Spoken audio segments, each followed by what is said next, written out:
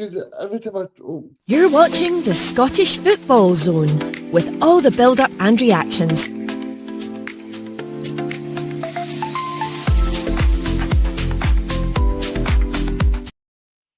Easy. Hello, everybody. Welcome back to the Scottish Football Zone. I am one half of the team for this evening. Robbie Collins joining me as my good friend, my co-host of the Bullseye Banter podcast. It is Mr. Reegan Stevenson. Reegan, how you doing? Robbie, great to see you again, Robbie. I feel like I'm seeing you more than my family these days.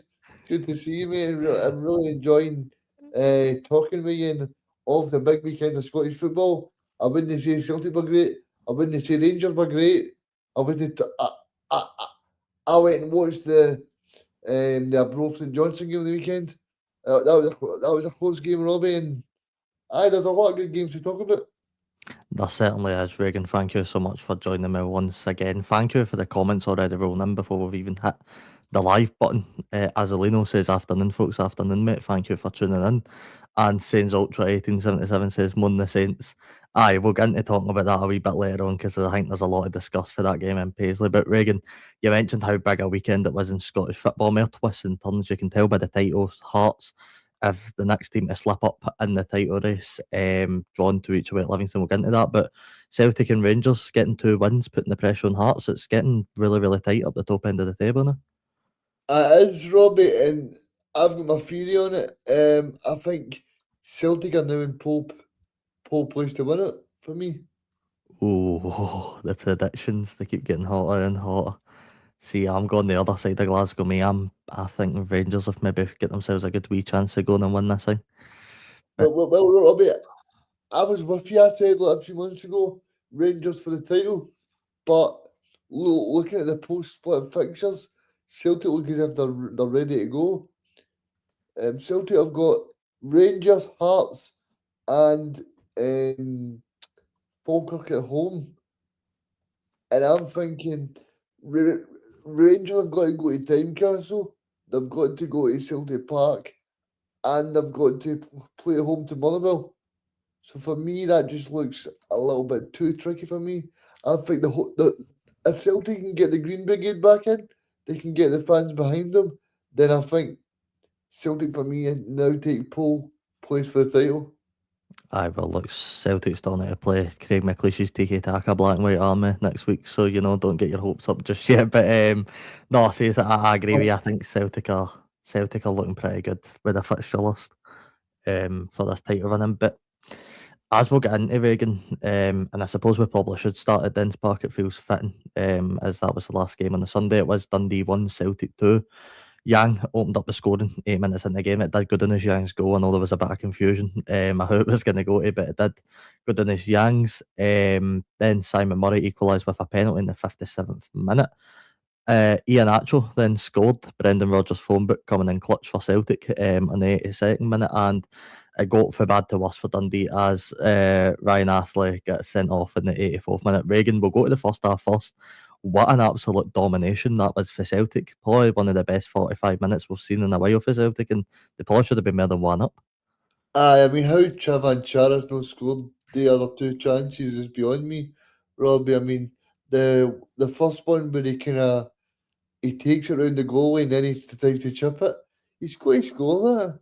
He's got to score that goal. But fair play to Dundee. I thought they really came out of the game. I like the wee. I can't remember the guy's name. The guy on wide for Dundee. There was Congreve and Tony Ugani.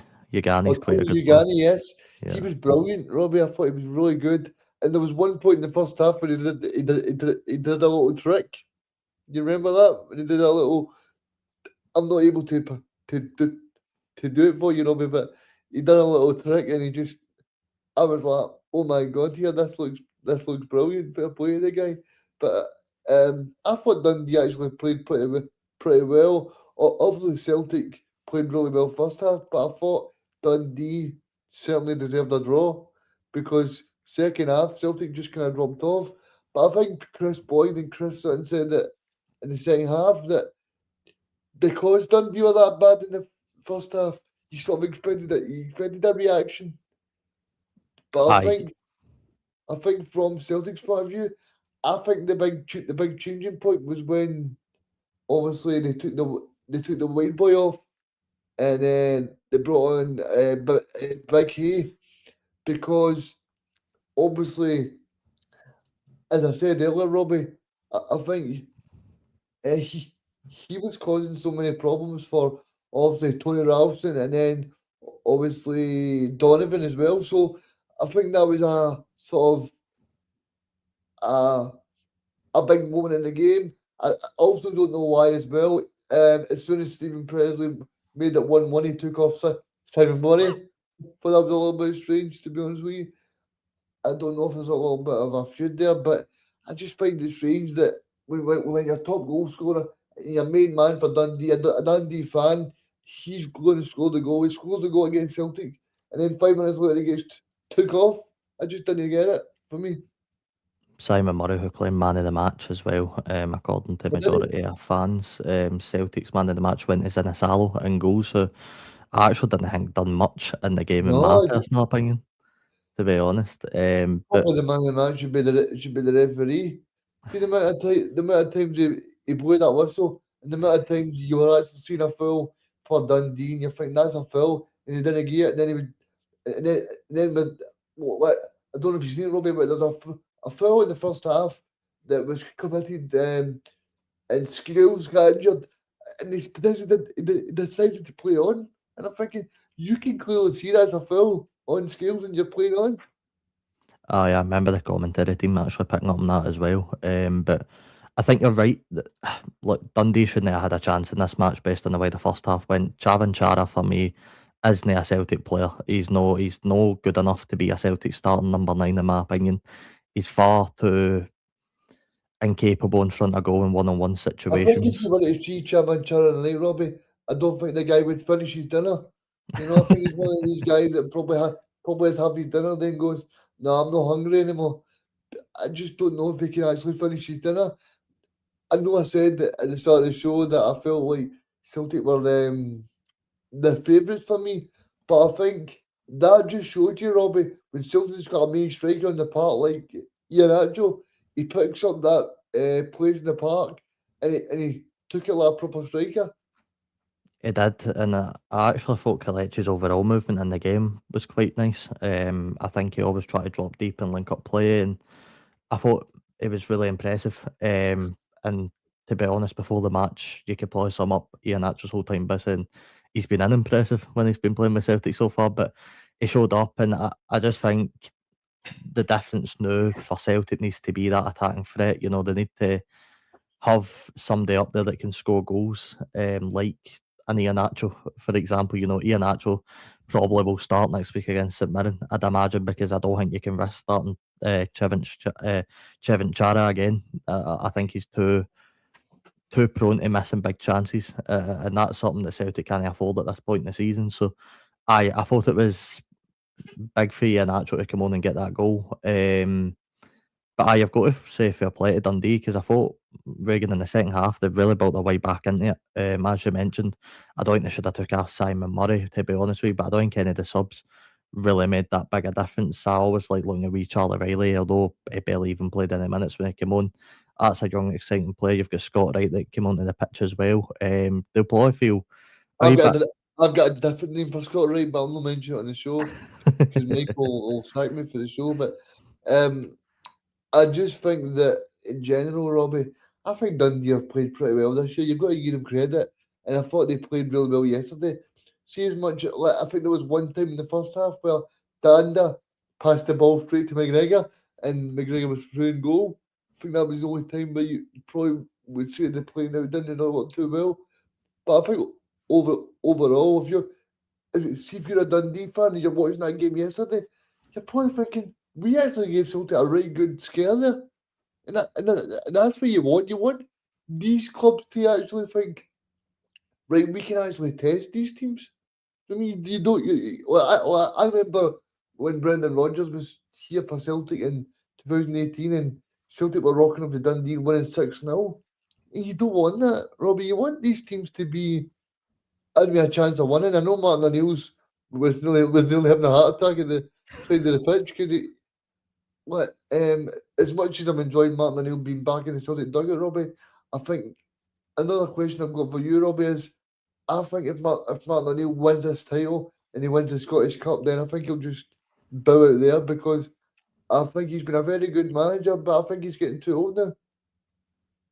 I think he's probably going to move on no matter what happens the rest of the season. I don't think Martin O'Neill particularly wants to stay on the Celtic managerial job, but whether that means he transitions into a back role at Celtic and maybe stays connected with the club in some sort of director role or football operations role, who knows? But I definitely agree with you. I think this, in terms of management, will be Martin O'Neill's last season. And what a job he's done to turn the Celtic team around. I mean, under Wilfred Aye, Nancy, Reagan, you'll know they were unable to pick up any sort of point, never mind a win. So they Z-Ball is Z-Ball.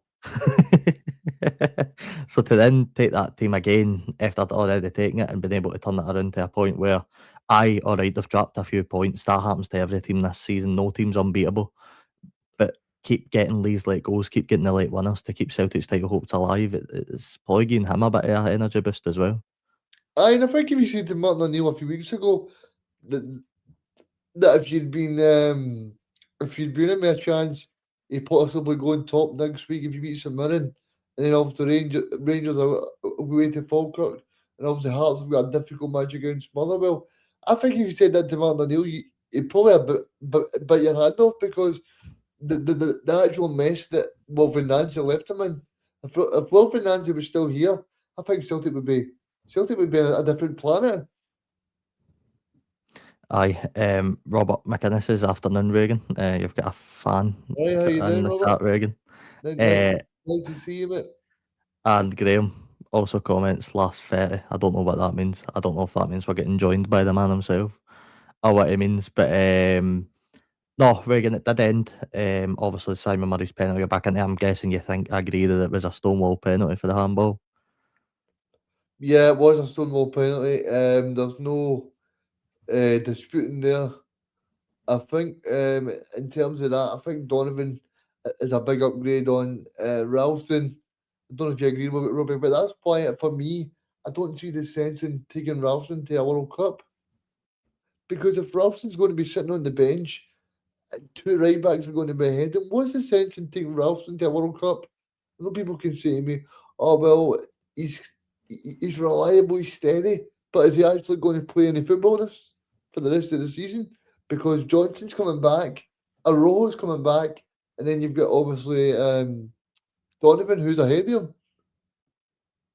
Aye, I actually, funnily enough, I actually messaged my boss during the game and I was talking to him about Ralston. I was like, I cannot believe Tony Ralston's still getting in the Celtic or Scotland team in 2026. He is not a Celtic player, nor is he a Scotland player. And it will really tell come the World Cup what we're sort of dealing with Scotland because I don't really have faith in this guy being able to go into the starting 11 and do much, to be honest with you. But um, aye, it was like Celtic getting into next season really they need to build on their depth because there's players in there that probably shouldn't be in the Celtic team anymore. But Robert, look, if you ever want to join me, we're more than welcome to have people on the show.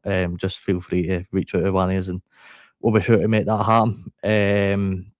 Graham will get into talking about Hearts soon. I just want to finish up on Celtic. Reagan, yeah, obviously hosting us next week at Celtic Park, in which I'm sure will be classified as the Reagan Ethan Robbie Derby or something like that by Michael next week when he's back on the show. How important is it Celtic build on that and try and get the home win? Of course, Celtic are always favourites when it comes to home games, but let's be fair. If I try to big up my team and give myself some credit, you're facing a pretty on-form St Mirren team right now. I think it'll be a difficult match. I said to you on Saturday night, Robbie, I'm really impressed with Craig McLeish. I think he speaks really well. He sort of talks about Jimmy Langfield being a big part of his project, and obviously the players like Gogic really buying into it. I don't know if you've seen his press conference, but he actually talks about telling the players about freedom and stuff like that. And I think that's something that the players will probably enjoy. And he actually talks about like players like Gogic and Phillips is like a big reason why he got the job because the actual big players in the squad are actually fully behind him. And I think one of the key parts as well is that he's brought a really good assistant manager in. I remember Parson when he was actually the assistant manager at Dundee and also at Partick Thistle as well. So he- he's obviously a good manager.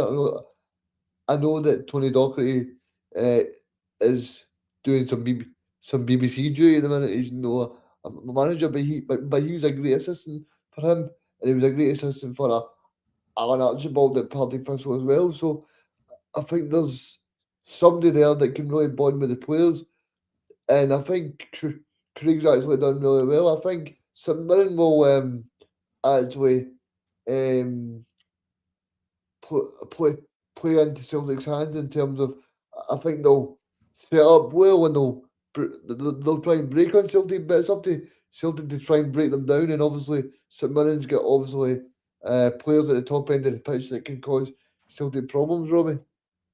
Aye, 100%. Of course, we'll deep dive into St Mirren later when we talk about the St Mirren Aberdeen game. But as Graham's commenting, let's go to the home of the City Fair Arena, where it was Livingston 2, Hearts 2, Hearts the next team, and this weird and wacky title race to drop points. It was, Reagan, a very, very good opening 20 minutes for Livingston, you must admit. They played some absolutely Yeah. phenomenal stuff at times. Stevie May, of course, getting the opening goal in 5 minutes.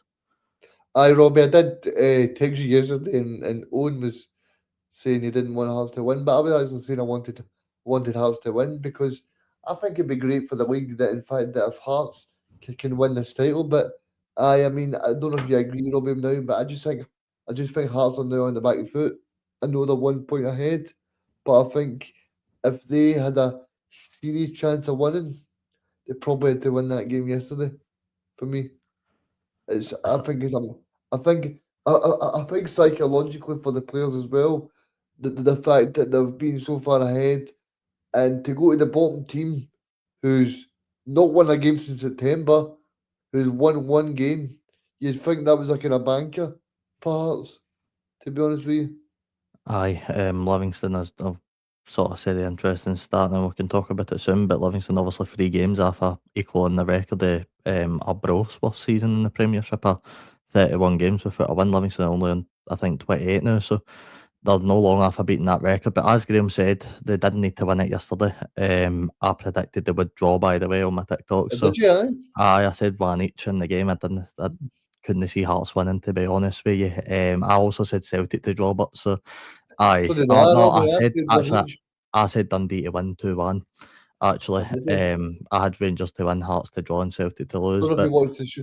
Don't know if you watched the show on Friday, Robbie, but I I think your man Ethan was quite he was laughing at me when I said it was going to be one each. And then yesterday I was thinking about texting him during the game and saying, "See, Celtic are poor. It's going to be one each here."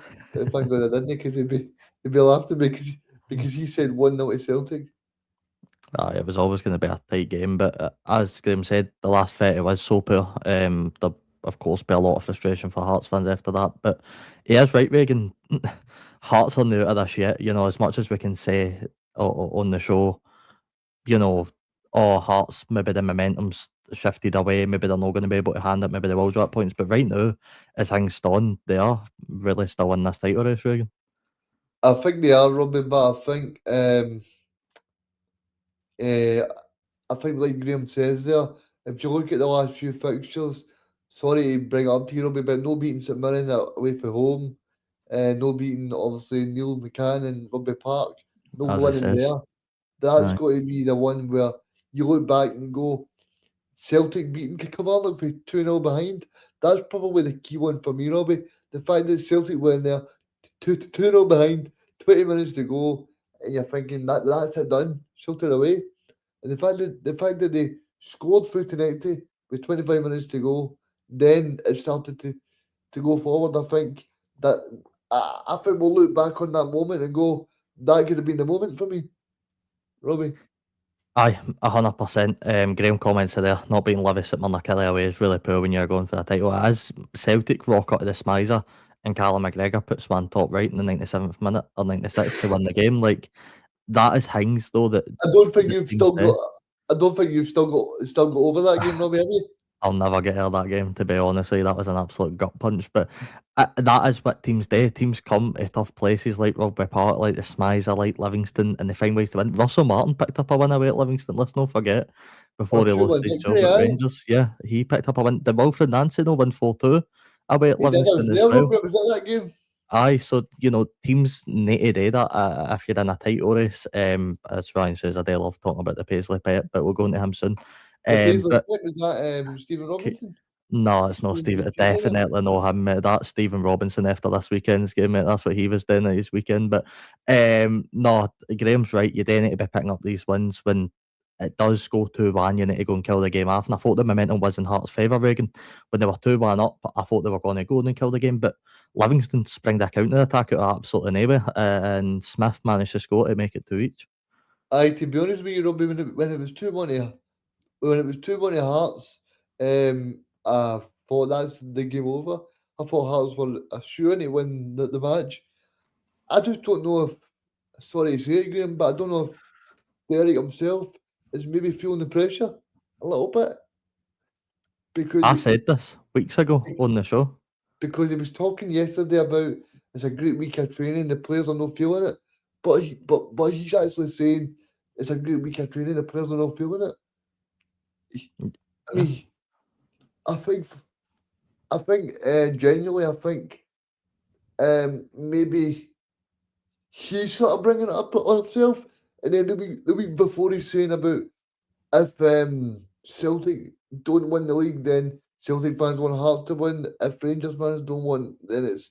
I know it's basically the media trying to bait and sell papers and stuff like that, Robbie. But I think if you're Derek McInnes, for me personally, I think he should just be kind of going one match at a time. Don't want to speak about it. Aye, I mean, Graham comments are there. McInnes had a lot of credit and rightly so, but the subs were far too late to change the game. There's players in there like Mato, who I know Graham spoke about in his TikTok, that didn't even go into the park. If you're Derek McInnes, you've got to be flinging these guys on, Regan, to try and get a wee bit of a difference in the game. I think you're spot on. And see, the thing for me, right? I know this sounds terrible, right?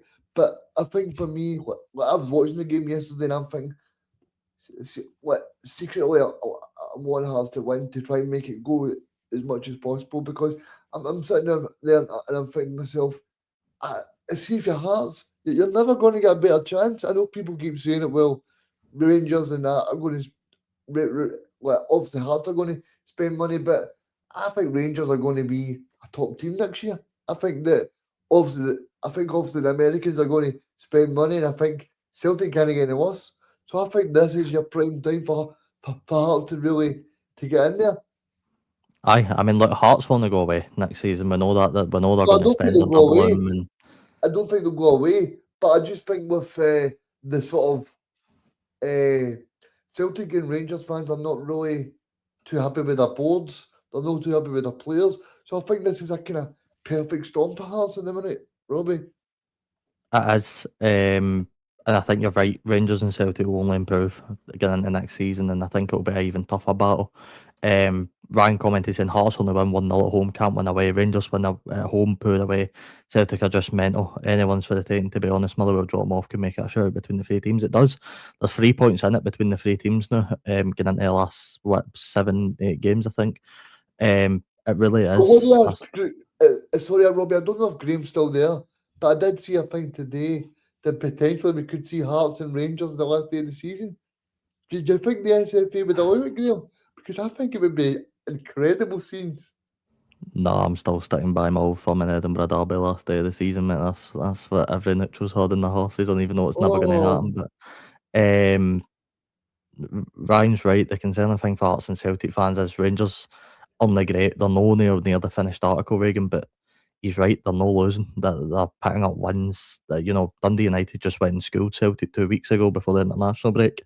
Rangers almost schooled them. I mean, I thought Dundee United were good at Ibrox as we're going to, but Rangers scored the 4 goals and got the win against them at a time when they needed it.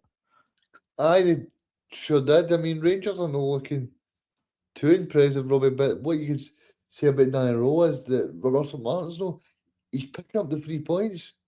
I mean, there's points in that game where Dundee United could really make it free. Like, I didn't see the game, Robbie, but there was Rangers fans texting me saying this could be free here, and I'm thinking, well, things must be happening at Ibrox. Aye, it was. It was a tight game. Graham says Shankland has a huge chance at 2-1 to kill the game, but doesn't take it. That's the thing. You need to take the chances. I don't want to keep going back to the only example, Reagan, I can think is that game in Paisley with Callum McGregor. Like, such a crucial strike. Shankland obviously has the sort of half volley that he puts just there the bar. Now I thought that one was drifting straight for the top corner, but he then goes on to say, really interesting how the fixtures will look after the split. And then he says, I hope not. Got my sanity. See, the thing is as well, Robbie, right? Is it's a fine line, right? Where actually like all three teams could become a failure, like right now. But all three teams could be absolutely. It could be the best season ever. Because if you're Rangers 13 points behind in Christmas time, then to recover it under Danny Rowe, and then you've got Celtic, who are an absolute mess, and then you've got the fairy tale of Hearts splitting up Celtic and Rangers for the first time in many years. So I think the big thing, like Scottish football is the best league in Europe at the minute. Aye, I'd roll with that, to be honest. I think Scottish football is get the best leagues in the world, to be honest with you, but I'm biased, so of course I'm going to say that. But it's such a interesting title race, and I suppose, Regan, we should probably touch on just Livingston quickly before we move on. Actually, Marvin Bartley, although it is still a bad season, and I mentioned that record earlier, they're close to equalising Arbroath's losing consecutive run without a win streak. They're 3 off it or 2 now. Marvin Bartley's distilled a wee bit of confidence in that Livingston team. They at least showed a bit of character and a bit of fight. Aye, Robbie, I tell you what, right? He's actually made them enjoyable to watch. Aye. Do you know? And there was times yesterday and times when they played Rangers where you go, see if you'd have got installed a little bit earlier, it may actually been all right. When is the last time you would have said you had a bit of confidence and you enjoyed watching a Livingston team? Because I couldn't actually tell you, to be honest. I don't even think they were that enjoyable to watch in the Championship, to be honest. They just got the job done most games. Marvin Bartley's actually put a bit into them. I mean, that opening 10 minutes, especially, Reagan, they were amazing to watch. But I would like to hear what people have got to say, because surely he's not saying too much different for David Martindale when he was the assistant manager. But maybe since he's took the sort of number one role, he's kind of put his own stamp in the team, but maybe made them a little bit more sure. But He's surely done a that's Craig something. McLeish, isn't he, really? He's done a Craig McLeish. He's told him, go out there and play with freedom. David Martindale was a very stubborn manager that liked to set his teams up defensive first and attacking second. Whereas Marvin Bartley's just told him, look, go for it. Go and show what you've got. And I don't want to give any media organisations any credit, Robbie, but I did watch the press conference from a certain organisation, and it was Marvin Bartley's press conference, and he was talking yesterday. And see the way he was talking about, oh, there's 7,000 Hearts fans here. We don't want to basically, it was basically they basically don't want to make it into a party for Hearts. They want to go in there and show that they're still able to do really well. I think that's the kind of positive spin on it. You know what I mean? Like he's saying, look, 7,000 Hearts fans are coming here. They're expecting a win, but you are going to show them, look, it's not going to be that easy. Aye, and look, it gives Livingston fans a bit of confidence for what's next. Look, Livingston are done. Let's not kid around. They're not going to stay up. But it would take an absolute miracle at this point for Livingston to stay up. So what he's telling Marvin Bartley is now, what Marvin Bartley's telling the players now is go and enjoy the rest of this season. Aye, we might be going down. Of course, he'll not say that to him. We'll try and get them to stay up and he'll try his best. But inside, he said he'll be thinking, right, if I can show these players that they've got what it takes, if we do go down at the end of the season, let's go and show what we can do in the Championship, come back up, and then finally show what we can do in the top flight. And I think that's a good point you made, because he's actually shown himself to be a good manager, and he's actually shown David Martindale that he can install him as a new manager. I don't know if David Martindale is the director of football, but whatever job he's doing at the minute, but Aye. maybe he's showing the new German ownership that they can actually trust him, because I think it's so important that young managers like Marvin get the opportunity. Because look at I'm not looking to go on the bandwagon here, but look at the job that Mark Wilson's done at Partick Thistle. Okay, they're 5 points behind St Johnson, but I think the job that he's done is a true example. Why we should show faith in young managers. Look at Dougie Emery yesterday. Dougie Emery, I think he could be a contender for the St Mirren job in the future. I've spoken to Dougie before. He's just somebody that really installs a personality in his squads, Robbie. And that's what football players need. They need somebody with a bit of personality to go in there and shake up dressing rooms. No, I'll be Craig McLeish for 10 years, mate. I don't know what you're talking about, but no, that is that is Well, actually pretty in. Robbie, I see you've got real confidence in Craig McLeish there, mate. Oh, we'll go on to it. You don't believe half the confidence I have in Craig McLeish. But before we do get into the Saturday He's games, only the 'cause same boys. we're done with the Sunday. Before we move into the Saturday games, I've got some guest players, Reagan. I didn't forget for the show. I knew I had to bring some Oh, along. my favourite bit. So comments, please get involved. You know how this works. I'm going to read out a player's Wikipedia senior career. I'm going to tell you the amount of appearances they had with each club, the year they played with the club, and the goals. What you need to tell me is who's that player, and it's always going to be SPFL themed. I'm never going to name get you to guess a player that's no for the SPFL. So we'll get right into this. Robert says he's reached out to me. I'll get you after the show, mate, and we'll get you set up to come on. But this is always fun. So we're going to get ready. I'm ready, Robbie, and make sure that everybody don't Google it. Please make sure you try please and don't get it. Google. Aye. Right, this is going to be good. Right, so this player started his career in 2006 at Nottingham Forest. He spent 2 years at the club, made 0 appearances, scored 0 goals, but he did have one loan spell at Grays Athletic where he made 5 appearances and scored 1 goal. I don't expect you to get it after that. No. Move on. Yeah, move on out. Right, in 2008, he moved to Hartlepool United, where he spent 2 years at the English side, making 6 appearances, scoring 0 goals. No, is it Ryan Flynn? It's no Flynn Esther. I love it to be Flynn Esther. Flynn started at Liverpool, I think. Oh, is that what you call him, I call him Flynn Esther. I've actually seen him play this season at Bro. He's my favourite Simon player of all time. We Flynn, I love him. Honestly, he's amazing. So in 2010, this player moved to Rushden and Diamonds in England, where he made 41 appearances and scored 3 goals. We'll keep going. In 2011, he made a big move to Lincoln City, where he made 222 appearances for the English club, scoring 27 goals between 2011 and 2017. No. Next one's probably the biggest clue that I can give you, so if you want, I can move on to that.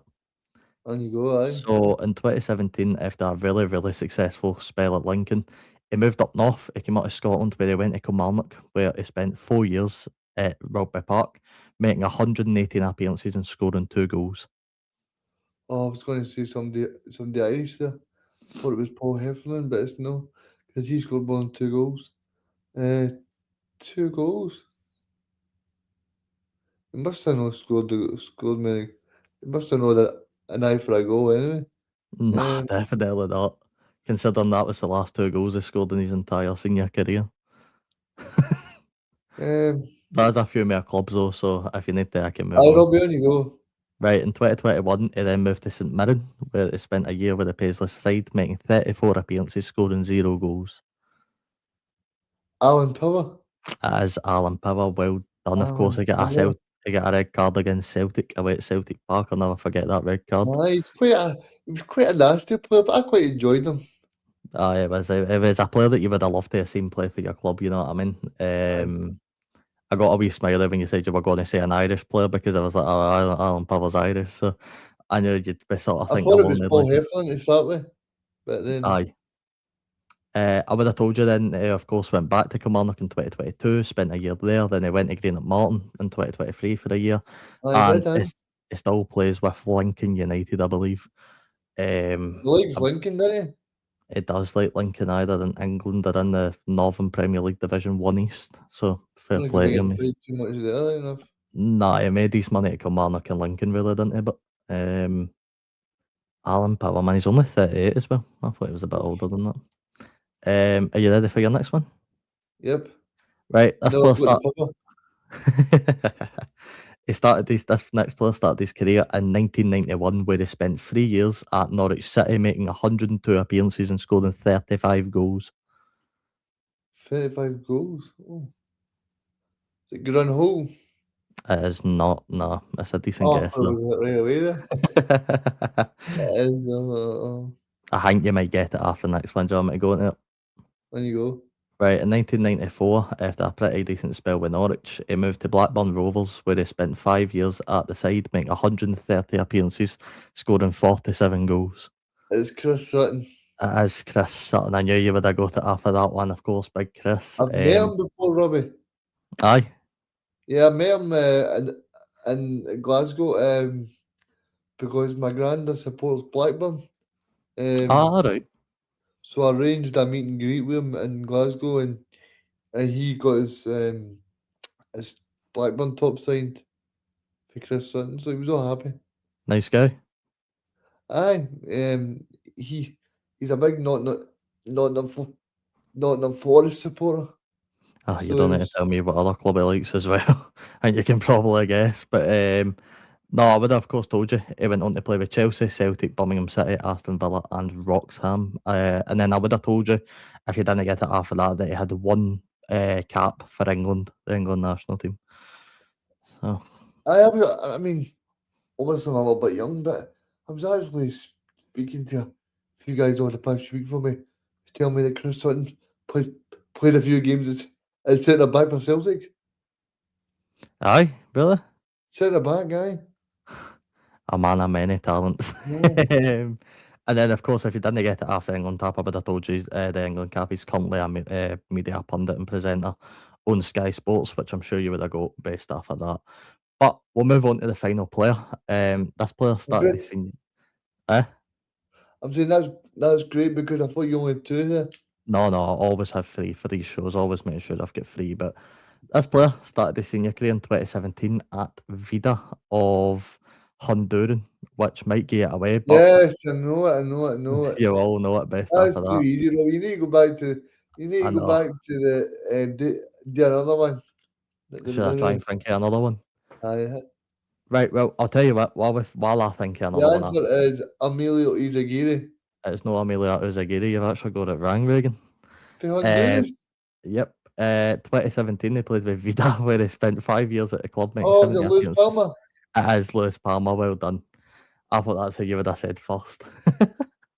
Oh, Fair enough, that one was too easy. But while I try yes. and think of another one, let's go to the Saturday games and go to Ibrox, where we speak about the third and final game in the title race as Rangers defeated Jim Goodwin's Dundee United 4-2. Dundee United actually gave themselves a really good account at Ibrox, Reagan, but Rangers found themselves too strong with goals from Ryan Aderidu, John Stelling, Tello Asgard, and Bojan Miovski, Amar Fata, and Zach Sapsford getting the goals for Dundee United.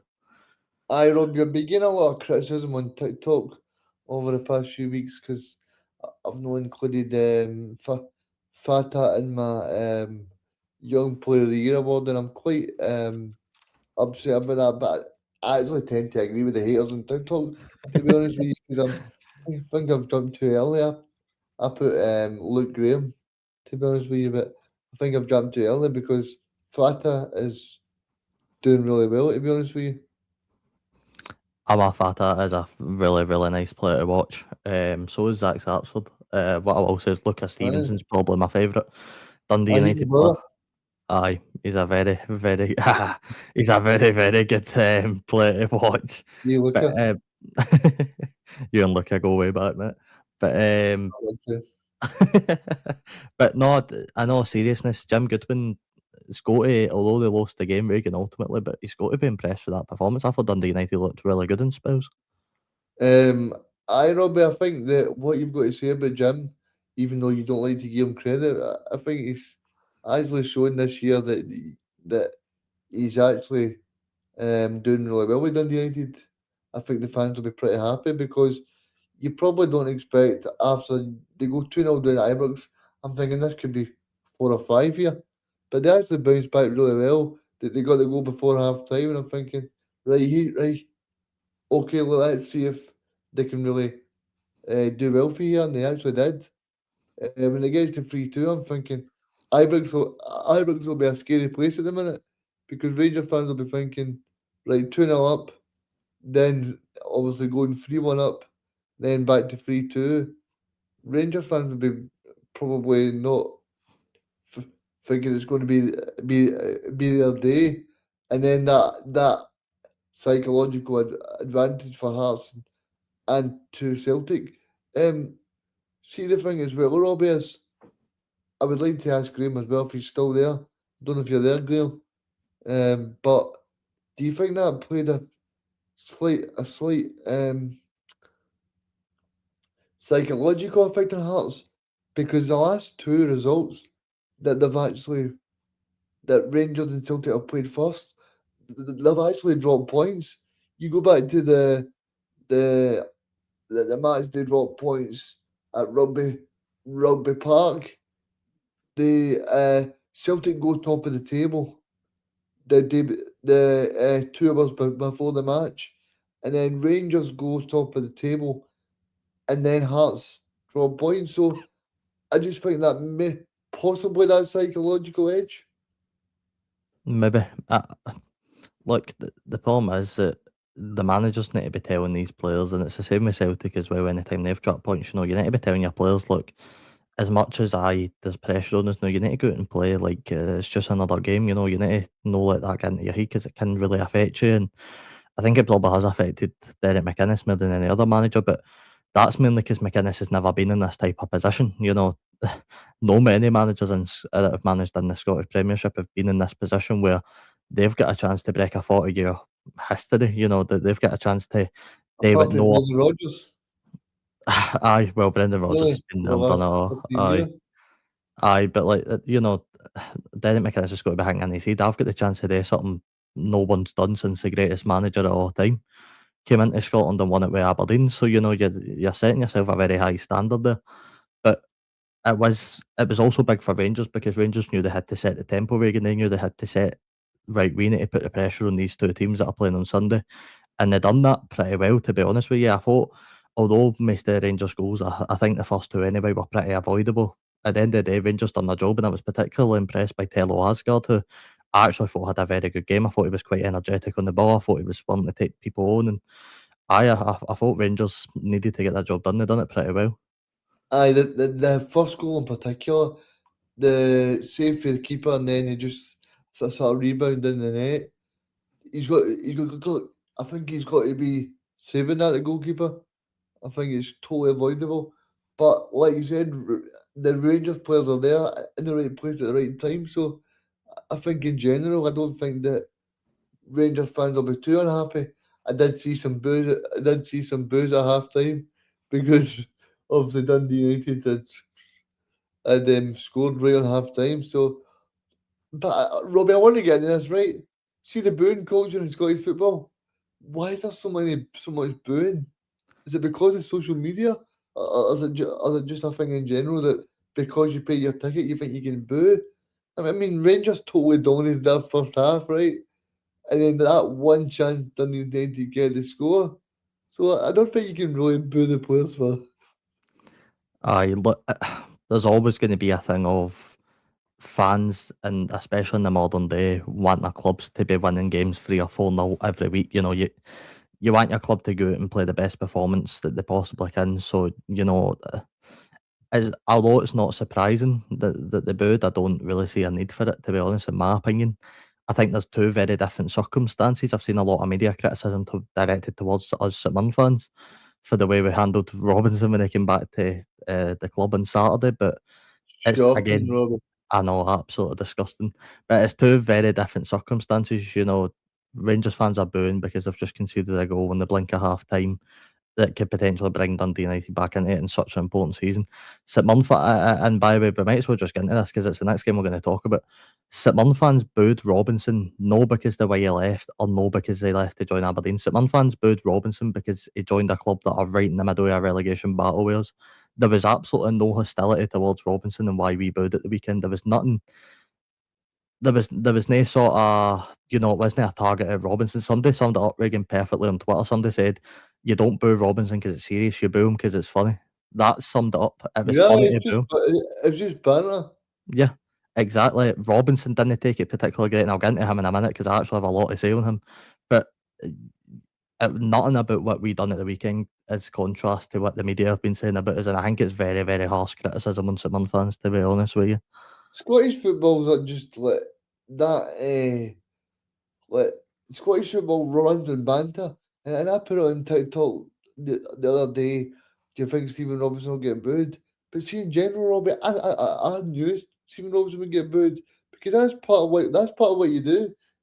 As much as St Mirren fans enjoyed their day, and probably Robbie, I think you're still maybe drunk for that night. But I mean, I think it's just a bit of a laugh. Do you know? I don't think St Mirren fans are going boo to Stephen Robinson. I think they're just trying to make it an intimidating place for any Aberdeen player. Because if St Mirren lost that game to Aberdeen, then there's a big chance they could get dragged into the relegation playoff. Exactly. There was nothing bad to it. I will sort of get into it in a minute. Just to sort of wrap up at Ibrox, Reagan, Rangers have now shortened the gap between them and Hearts. It's now looking only 3 points between all three clubs in this title race, and it's getting really, really close now. Yeah, it's getting tasty, and I think it's so good for the game, because as much as Graham said earlier, people keep saying, "Oh, well, Hearts are going to fold at some point." No, people have been saying that for August. I know, exactly, and yet they're still in it. So, it's going to be a pretty interesting a few predictions next week. The last game before the split. I'm excited to see what everybody's thinking. Robbie, I was actually thinking about you yesterday because you told me the stat last Friday about Celtic, Rangers, and Hearts not winning the same weekend, and I was actually thinking once. and I was actually thinking that that's going to be the weekend, but when that actually happens again, but it didn't. Again, another weekend. It's only happened once this season, so I won't be interested to see if that record keeps up for the rest of the season. But Reagan, I have found another player. This one might be a bit too hard, to be honest with you. I feel a bit bad, but I'm going to run with it anyway. So this player started his senior career at Livingston in 2008, where he spent 3 years at the club, making 69 appearances and scoring 22 goals. Lee Griffiths. Snow Lee Griffiths. I like the guess though. In 2011, he moved to Swindon Town, where he spent 2 years at the English club, making 74 appearances and scoring 12 goals. Swindon? No, I don't know. Right. In 2013, he moved to Bradford City, where he spent a year at the club, making 20 appearances and scoring 1 goal. Don't know that one yet, no. Right. In 2014, I believe this was in January, he moved to Cheltenham Town, where he spent 6 months at the club, making 10 appearances and scoring 3 goals. Cheltenham Town? No, Robbie, I don't know. Right, we'll move on. In 2015, at the end of that season, he moved to Ross County, where he travelled back up north, spent a year at Dingwall, making 33 appearances and scoring 3 goals. Ian Vigurs? It's no Ian Vigurs. I love the guess, though. It's a great guess. It's one of the toughest ones I've had on the show so far, I think. Is it that guy? Is it Gardine? It's no Michael Gardine, no. Michael Gardine. Who else played for Ross County? Giacoviti? It's no Alex Giacoviti, no. Oh, no. Keep going. Keep going. Right, in 2016, after one season at Ross County, he moved to Livingston, where he spent 5 years at a club, making 56 appearances, scoring 6 goals. But I will say, within that, he had 3 loan spells at Partick Thistle, Falkirk, and Edinburgh City. where he made the most out of his most appearances was at Edinburgh City, where he scored 19, made 19 appearances, scored 3 goals. Made 7 appearances at Falkirk and made 9 at Partick Thistle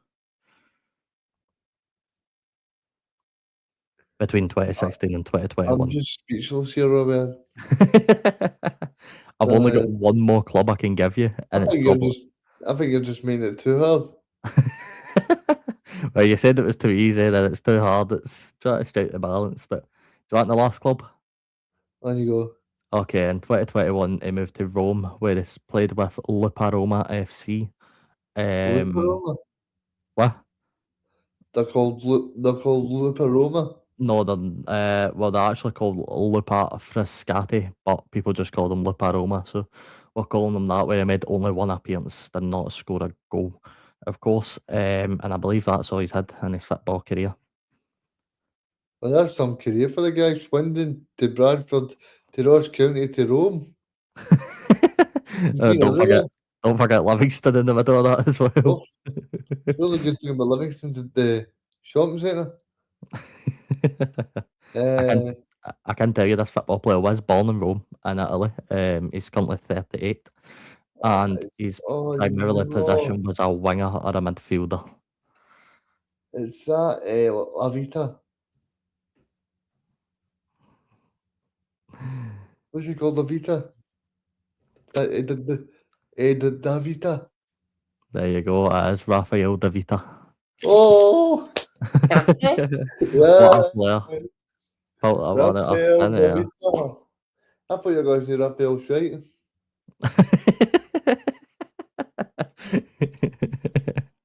Oh, that was fun. We'll have 3 again for Friday when we're back. And I should say, by the way, please go back onto the Scottish Football channel Football Zone channel, because there's so much to watch on there, Reagan. There's so many different interviews.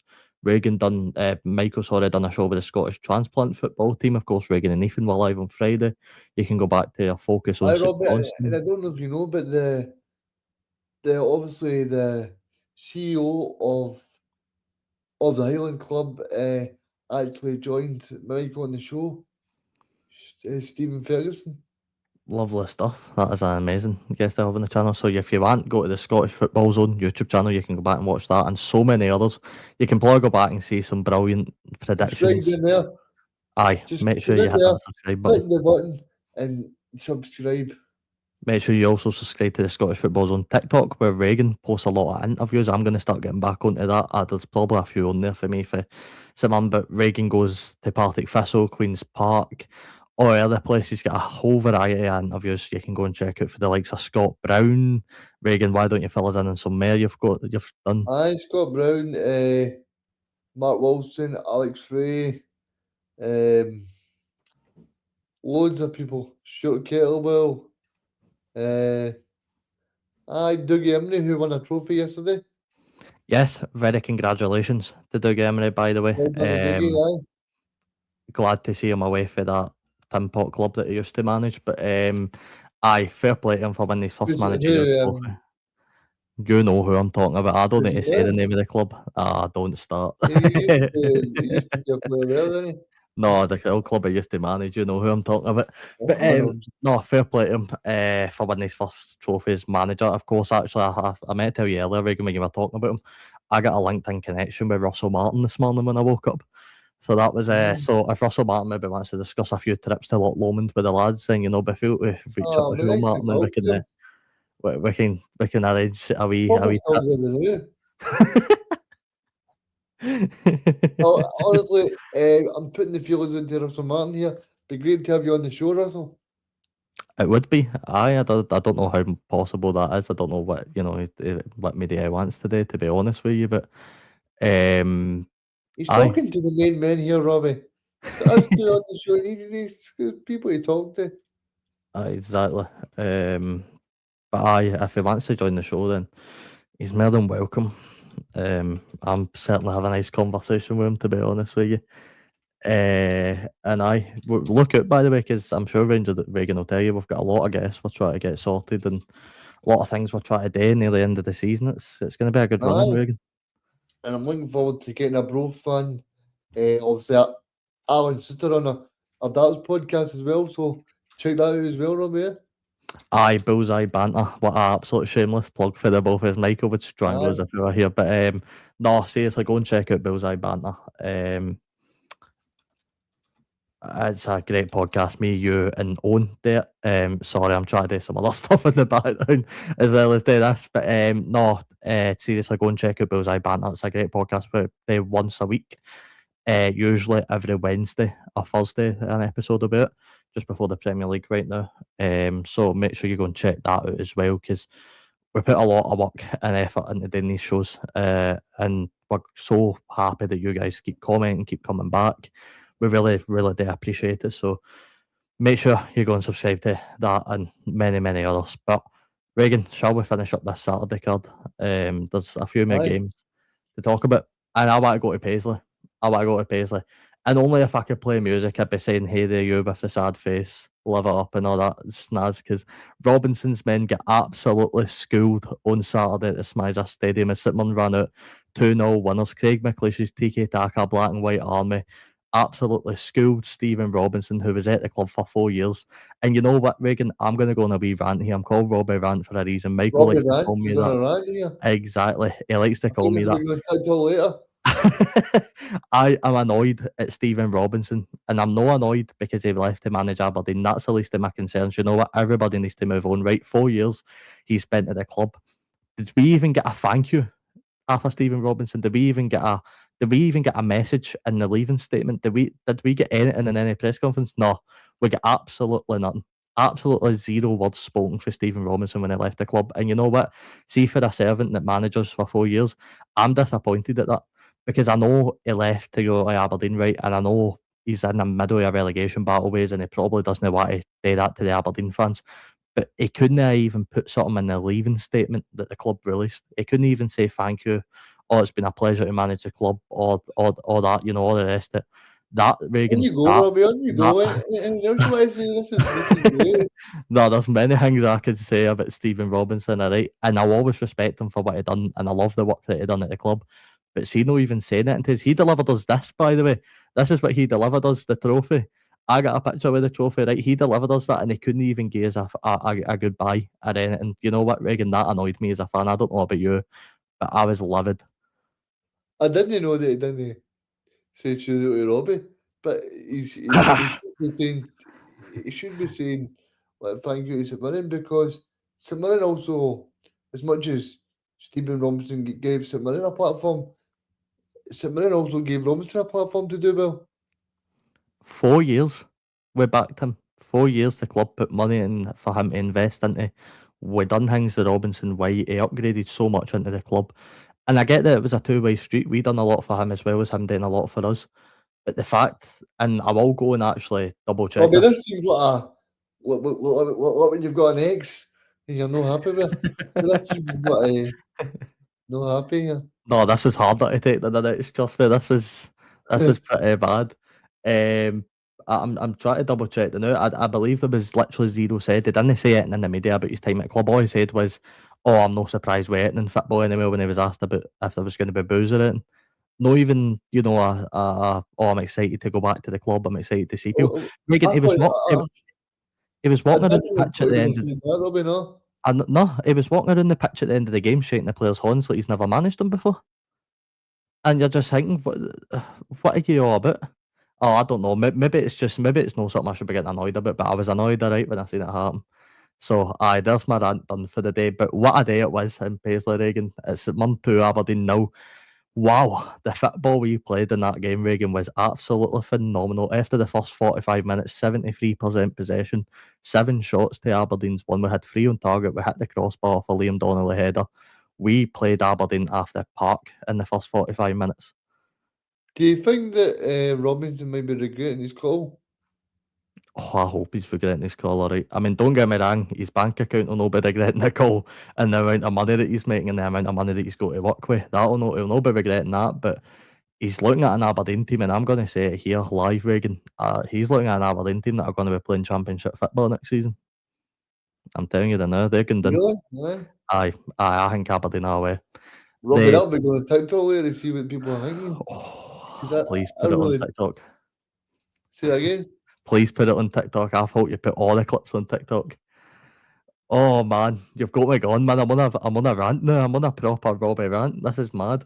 But no, Reagan, seriously, I've never been more confident in Craig McLeish for this job, and he's only managed 3 senior games with the club. I think he's learning for his dad as well, Robbie. But Big Alex. Alex McLeish, he's got a great group around him. Jamie Langfield, they speak so highly in press conferences, the way he likes to do set pieces. And it was 2 set pieces that broke Aberdeen down in that game. 2 fantastic goals. The first one for Jonah Ayunga on the 40th minute just before half time. Reagan, I'm going to assume you've seen the highlights. What a finish for the big man. A superb finish into the bottom left. Oh, brilliant, Robbie. And I think that's just a player that's full of confidence since Craig's come in the door. And obviously, like you said there, 73% possession. I mean, people can get lost up on someone scored 2 set plays, but some of the play as well was great. You know how good it was to watch Tiki Taka football. Like, we were actually doing one-touch passes. It was brilliant to watch. We were doing it in triangles. We were playing it into Ayunga. He was playing it back. We were knocking the ball about the place. I don't want to sound controversial here, but Robbie, but do you think Stephen Rums was maybe holding his back? It was holding his back. I think I'd use that, to be honest with you. And I don't say that for the last 4 years, by the way. I'm not trying to say Robinson. Do you think maybe he was holding them back, or do you think like after Saturday that just kind of nailed it for you? Or? I think Robinson was a very, I don't want to say stubborn, I think it's a bit too strong, but it was a man set in his ways as a manager. Robinson liked to do things his way, liked to play his style, he liked to use his players. I mean, you look at 2 of the standout players for that game, Liam Donnelly and Alan Campbell, they wouldn't even get near the St Mirren team under Robinson. And Craig McLeish has done what Marvin Bartley's done at Livingston and said, look, and this is one of the big things for me, Reagan, the style that Craig McLeish and Stuart Taylor, by the way, who's done a pretty good job as well since coming in, he shouldn't have gone under the radar either. What they've said to the players is go out and express yourselves. They like to play a more attacking style. They like to play a one-touch passing style. Yes, we're going to make mistakes, and I think I think some fans maybe are a bit harsh to, as soon as one misplaced pass happens, to boo it straight away. Mistakes are going to happen when you play that style of football. Look at what happened to Motherwell when they went to Celtic Park. They made the mistake that lost them the game at Celtic Park, trying to play that way. So it's going to happen. But see, when it works, it looks amazing to watch. And it's not going to work 100% of the time. Then they can play a perfect match. It's impossible. But what he has done now is he's built a style of play that's genuinely lovely to watch, whilst keeping that Robinson sort of mould of being defensive, being hard to break down, being hard to beat. And he's combined the 2, and it looks absolutely amazing to watch. Some of the spaces we were getting ourselves into was incredible. We should have been 4 or 5 up by half time. It was such a good watch. Aberdeen fans, I should say, Reagan, were booing random points in the game. There was a boo when we were 1-0 up about, I think it might have been like the 50th minute, and I think Aberdeen put a long ball at the tap. It doesn't work. Gogic clears it. And the Aberdeen fans go absolutely ballistic. Like, I'm talking about, they're up off their seats, they're booing, they're getting angry at the club, at the manager. And as the game goes on, I think they just get more hostile, to be honest with you. Especially when the second goal went in with Scott Tanzer. A lovely ball into the box, Gogic, an absolute bullet header. And we were singing Robbo, what's the score? And you're getting sacked in the morning, so that was good. But we do have another guest joining us on the show. He just watched his team, as we spoke about earlier, pick up a 2-1 win away at Dens Park. We'll ask him about that when he comes on. But it is Jamie, fell off the underside. Jamie, how you doing, man? I'm very good. I'm very good, boys. How you doing? I'm not bad, Jimmy. I'm just trying to make sure Robbie's okay. Did you hear his run there? Yes, I was just listening. He's getting very excited, isn't he? It was a good performance and all that. Bank, he needs to calm down a wee bit with drink. Aye, I mean, Stephen Robinson, he was making him look as if he was a bad manager there. He was like, exactly. He's got a small memory, man. Last time he was on here, he was waxing lyrical. Now he's like, Stevie who? You know what I mean? No, like he gets schooled by an under-19s coach. But no, seriously, I'll never, I can't ever fault him for what he done at the club, but it is nice to see a fresh style of play and a fresh tactic that worked. You know, it worked an absolute treat. Some of Sportsing didn't show enough, man. Some of the passages of play that we were playing up the pitch was just outstanding to watch. It was like watching Motherwell at times. You know, it was that kind of one passing triangle shape, try to get space and pop him out a bit of place, and it was good to watch. But I mean, Jamie, what did you make of the game? Well, I was just looking at the stats before I came on, mate, and it was a bit of a battering, you know. Aberdeen didn't have one shot on target, which is no acceptable. I heard you saying before I came on, mate, that you think Aberdeen are goners this season. My initial kind of gut feeling is they will get it together at some point. I think Stephen Robinson will kind of get some points together, but I mean, I wouldn't be surprised that you can't go away to games like St Mirren, and they done it in Hearts the other week as well, where they didn't even get a shot on target and stuff. It's just not good enough. But aye, fair play to St Mirren, mate. You know what I mean? Like last time I was on, we were discussing who the next manager could be for St Mirren and stuff, and we did speak about an interim manager. McLeish's got it. They brought in who's the assistant they brought in again? Stuart Taylor, ex St Mirren player and stuff. So maybe a wee gem for you, mate. You know what I mean? So he started off really well. Great result at Falkirk. Great result at the weekend there. So fair play, St Mirren, mate. You know what I mean? It's like he could have went the other way. You know, losing a manager of that stature and stuff, and what he's done for yous, and kind of could have been looking down the way. But no, he's done a great job, and fair play to you, mate. aye, there's and you know, I think the good thing about the weekend was it didn't take much motivation on the players, did it? You know, you stick a picture of Robinson on the wall and go, just go out and prove why he shouldn't have left. You know, that type of thing. That's what it really took for the players. And I just, you know, again, I'll never fault him for what he done, but I just couldn't help but feel disrespect. You know, that no even acknowledging the club in his press conferences, no even acknowledging the last 4 years his managerial tenure. And Jamie, I think you agree with me that I understand where it comes from in terms of Aberdeen. You know, he needs to focus on that job and he needs to focus on trying to keep them up, but not even a single acknowledgement on the players. You know, as I mentioned to Reagan, walking around the pitch after the game, shaking the players' hands like they've never spoke before. It was all just weird things that were happening, to be honest with you, with Robinson. It's not really what you want to see, is it? You know, especially after a good few years and what he achieved. And you've got to remember as well, I mean, St Mirren gave him, you know, the time of day as well, you know what I mean? When he was at Morecambe and stuff, you know what I mean? It didn't quite work out and they brought him back up the road or whatever. But I mean, whatever, you know, you just move on now, isn't it? You just say thanks for your service, and he's going to say thanks. But if he's showing a bit of disrespect to the club, then it's not really what you want to see. But that's just one of the things, mate. You know what I mean? I'm sure you'll be looking for Aberdeen to go down now if he continues that kind of attitude. Oh, I love it. Absolutely love it. If Stephen Robinson got them done, man. It'd be glorious. No, you know, it is what it is. It's football. I mean, he used the term, to quote exactly what he said, it's football. You know how it is in the modern day. That's just how it is. Everybody moves on at some point. But Jamie, it would feel rude not to bring you on and no ask you about Dens Park and ask you about Celtic's 2-1 win. We spoke about it briefly earlier. Brendan Rodgers' phone book playing a big hand in Celtic's title charges. Ian Atchell, of course, scores the winner. But I mean, what did you think of the game overall?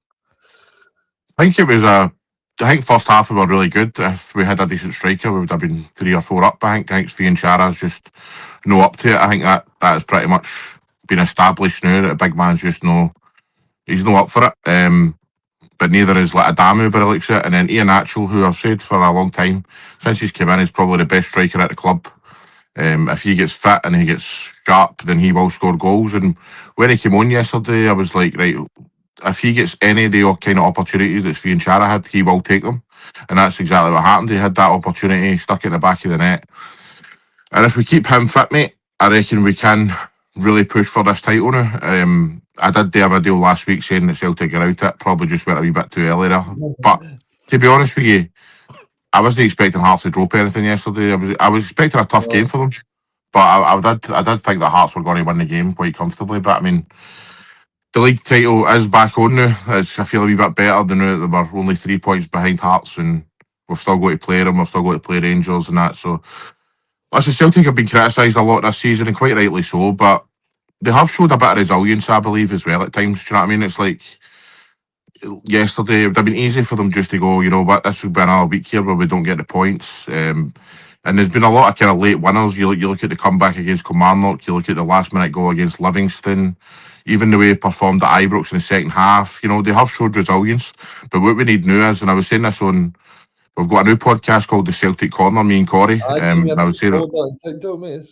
aye, we've talked about this yesterday, and I'm hoping now that Ian Actual, if he does stay fit, that we can actually, what's not been happening in a long time now, is start a game well, score a goal, become a bit more comfortable, get another couple. You know what I mean? I honestly can't remember the last time that happened where Celtic absolutely destroyed a team. You know what I mean? It's always kind of slogging out results and trying to get the last minute winners and trying to kind of grind out performances. You know what I mean? Whereas I'm hoping next week, no disrespect, Robbie, but you know, St Mirren at home, you're hoping you're sitting there and you're thinking, right, if Celtic get an early goal, this could be a comfortable afternoon. And I'm hoping that happens next week because it's been far, far too long since we've actually destroyed a team, particularly at Parkhead. Do you know what I mean? So I'm feeling a bit more confident, mate. It was a good kind of grinding out performance yesterday. Like I say, if we'd have got that earlier, you know, if Fianchara had at least took one of the goals, one of the opportunities, sorry, then we would have, I think we'd have won no bother. But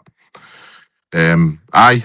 But what did you make it? I know it's you're asking the questions, mate. But I was wondering what you are making of these penalty decisions. The penalty decisions, the VAR decisions yesterday. The basically the Dundee one and also the Hearts, the Leonards. What did you make of them? I thought the Hearts one was a sending off, but I just, to be honest with you, I just don't know. I don't know why the referee, sort of,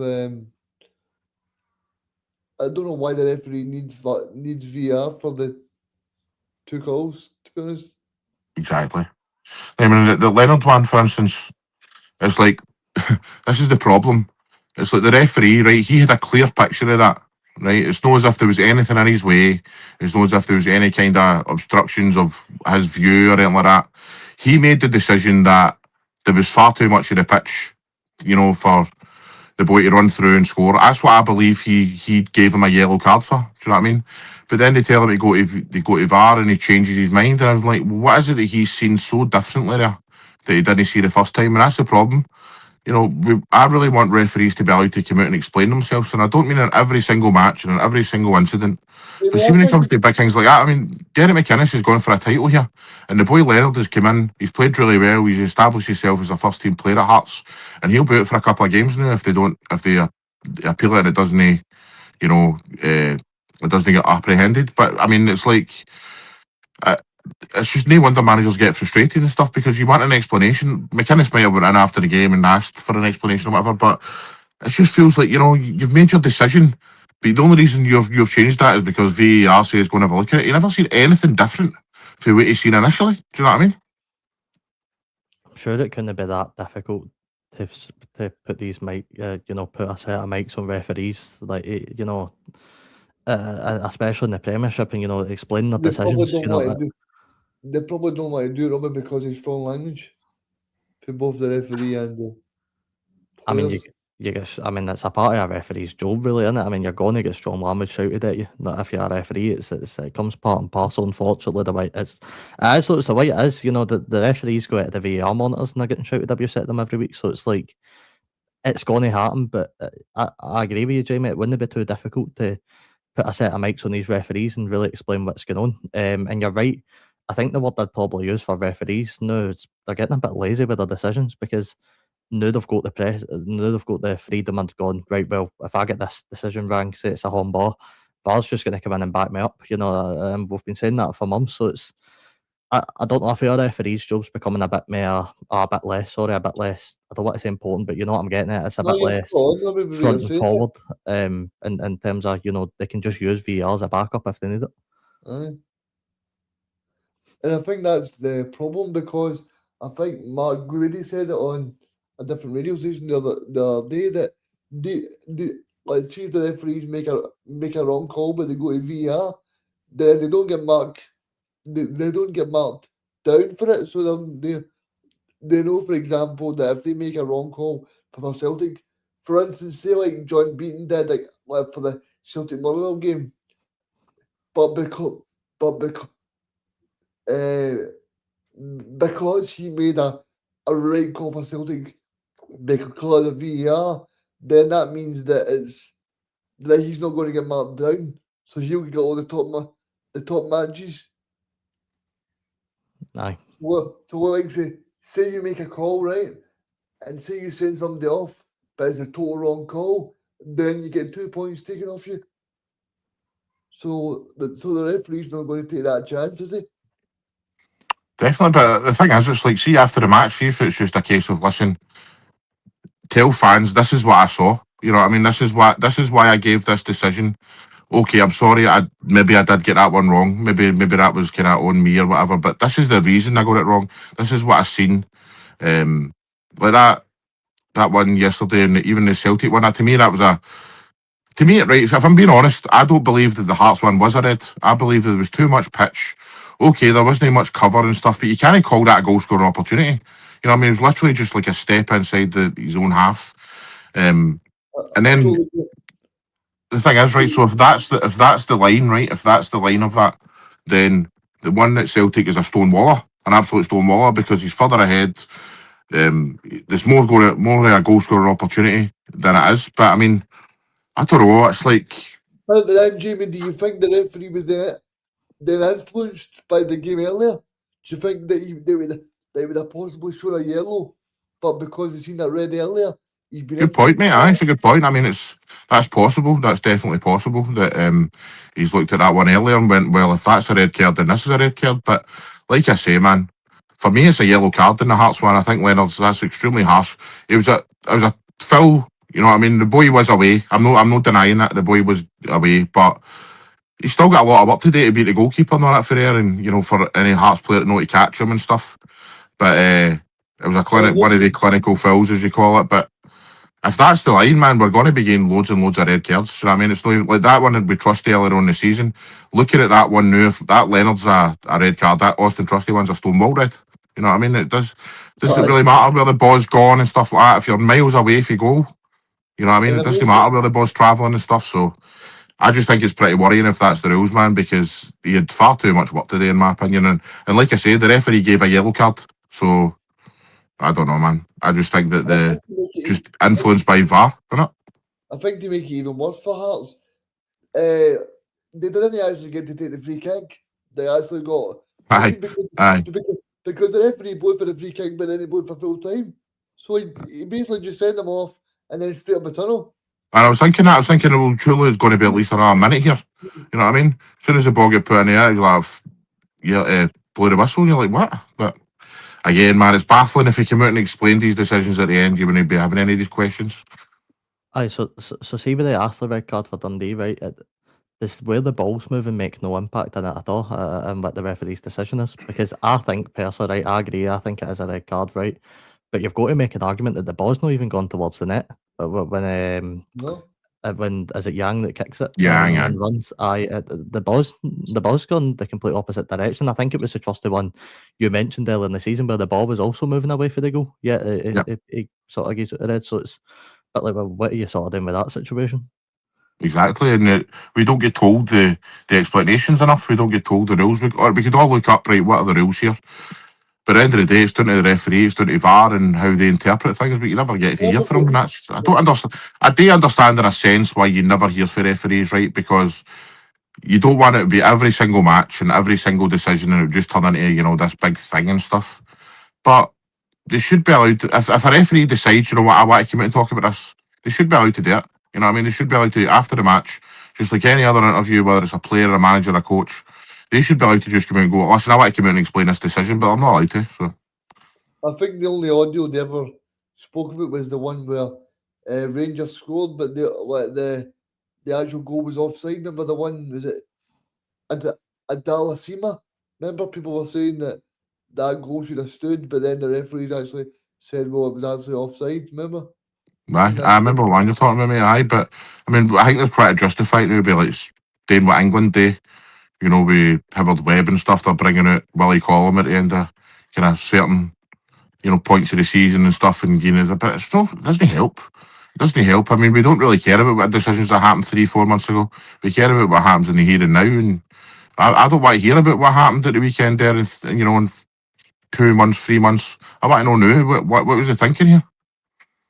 And Aye, I think as exactly. well, like it's not like an agenda against one club. I think every club's been penalised here. Like because if you look at like say, if you look at like certain tackles and stuff like that, and then you look at tackles the following week, the exact same tackle, it's not been even looked at. It's just like that just tackle on the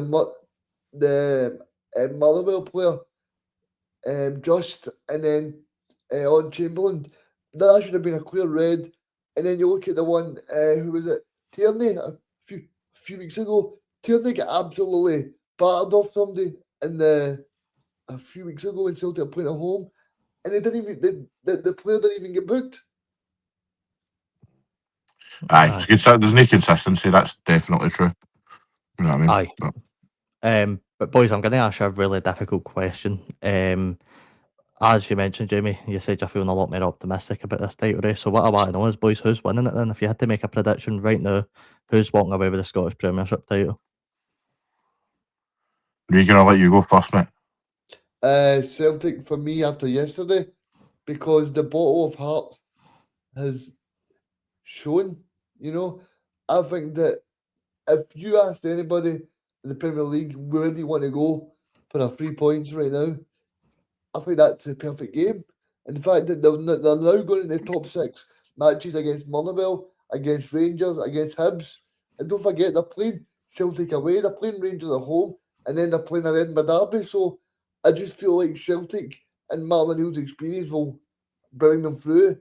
And as well with Rangers still need to go to Tynecastle. And as much as Celtic have actually played pretty bad this year, Celtic against Hearts at Tynecastle this season have not won a match. So it just shows you how difficult it is to go there. So for me, it's going to be Celtic.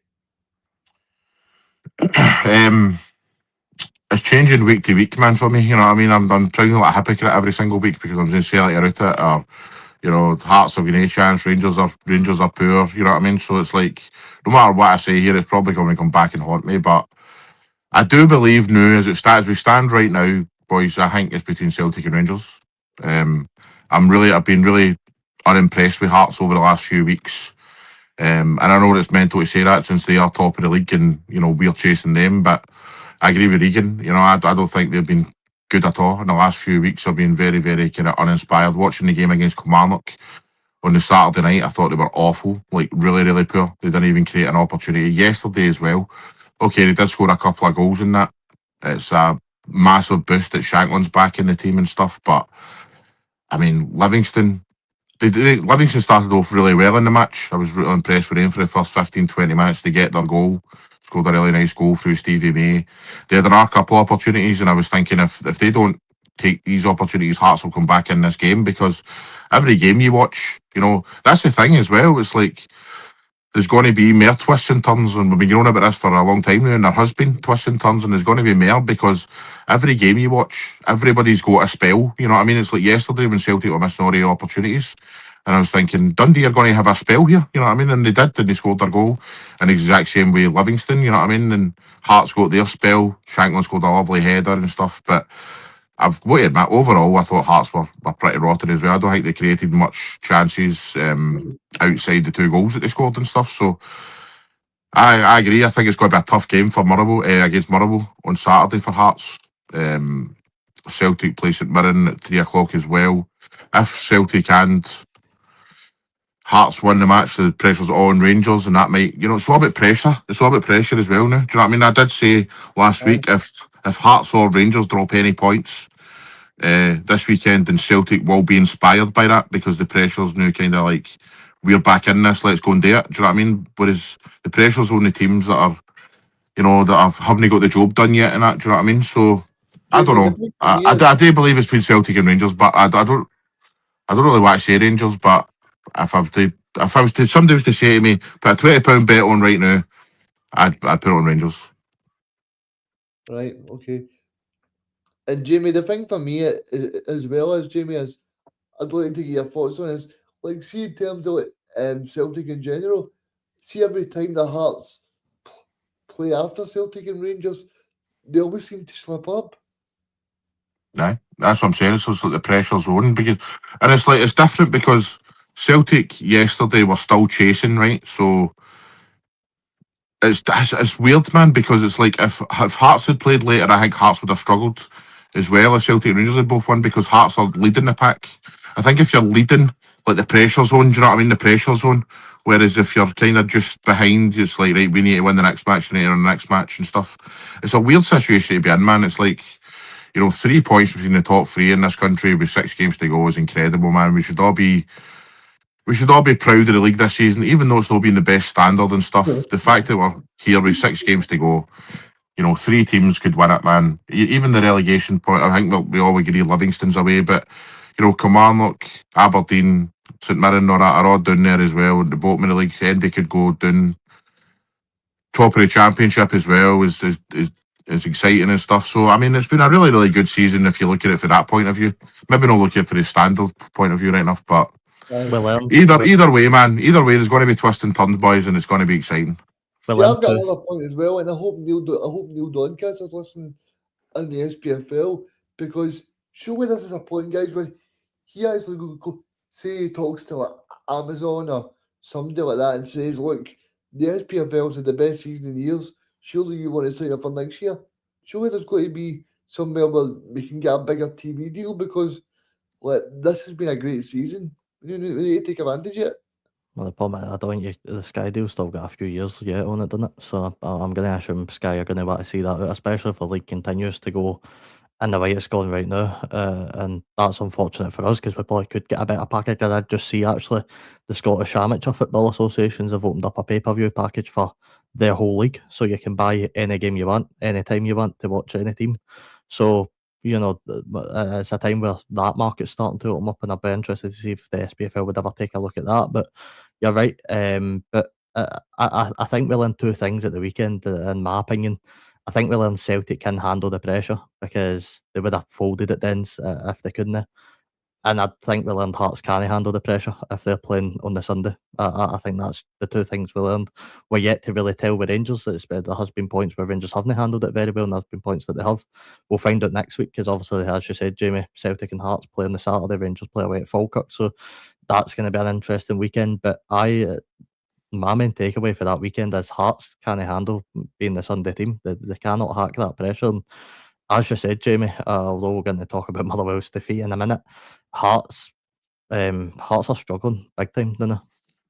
They are, mate. And like I say, they've been really, really unimpressed for the last few weeks and stuff. And I got a question for you, Stu. When you're talking there, I've got a question because I'm interested in this. Like I say, it's been one of the best seasons so far for controversy towards the end of the season. 6 games to go between three teams, 3 points in it. Hearts are leading the pack. You've got to say that Hearts have done excellent this season. Derek McInnes has done really, really well as the manager. They've brought some really quality players in, like Kariadis and Braga and people like that, through the Jamestown analytics thing and stuff. Tony Bloom has been an asset to Hearts this season. Question is for you, see next season, do you think that continues? Or do you think this has been a wee bit of a kind of, a red herring of a season for Hearts where they've started off well and they've maintained that and stuff? Do you think next season they can kick on, and if they don't win, regardless of if they win the league this season, do you think they can kick on next season? No. No. Yes. Hearts. Reagan, you said it earlier, right? Celtic and Rangers are going to improve undoubtedly next season. I think both clubs right enough are in very different situations. Celtic are in a situation where every fan wants the board gone, and there's going to be a lot of transitioning, I'd imagine, at Celtic over the next couple of seasons with board members and all that, etc., etc. Rangers, the 49ers are going to want a league. They're no here to mess about. They bought Rangers for a reason. They're going to want silverware and they're going to want it quick. Saying that, I cannot see Derek McInnes and Tony Bloom going away, and I can't see the Hearts team going away either. Do I think it will be to this extent? Do I think by the 5th of April in 2027, do I think Hearts will be tapped? I don't think they'll be near tapped, to be honest with you. But I don't think they're ever going to fully escape away from maybe challenging for second. And look, of course, if you were asking the Hearts fan, they go, right, well, we will keep improving, we will keep challenging for titles. I think it's far too unrealistic to ask a team to compete with the likes of Rangers who spent 43 million in January, never mind a summer transfer window. I think it's very far stretched to ask Hearts to compete with that. But I do think Hearts.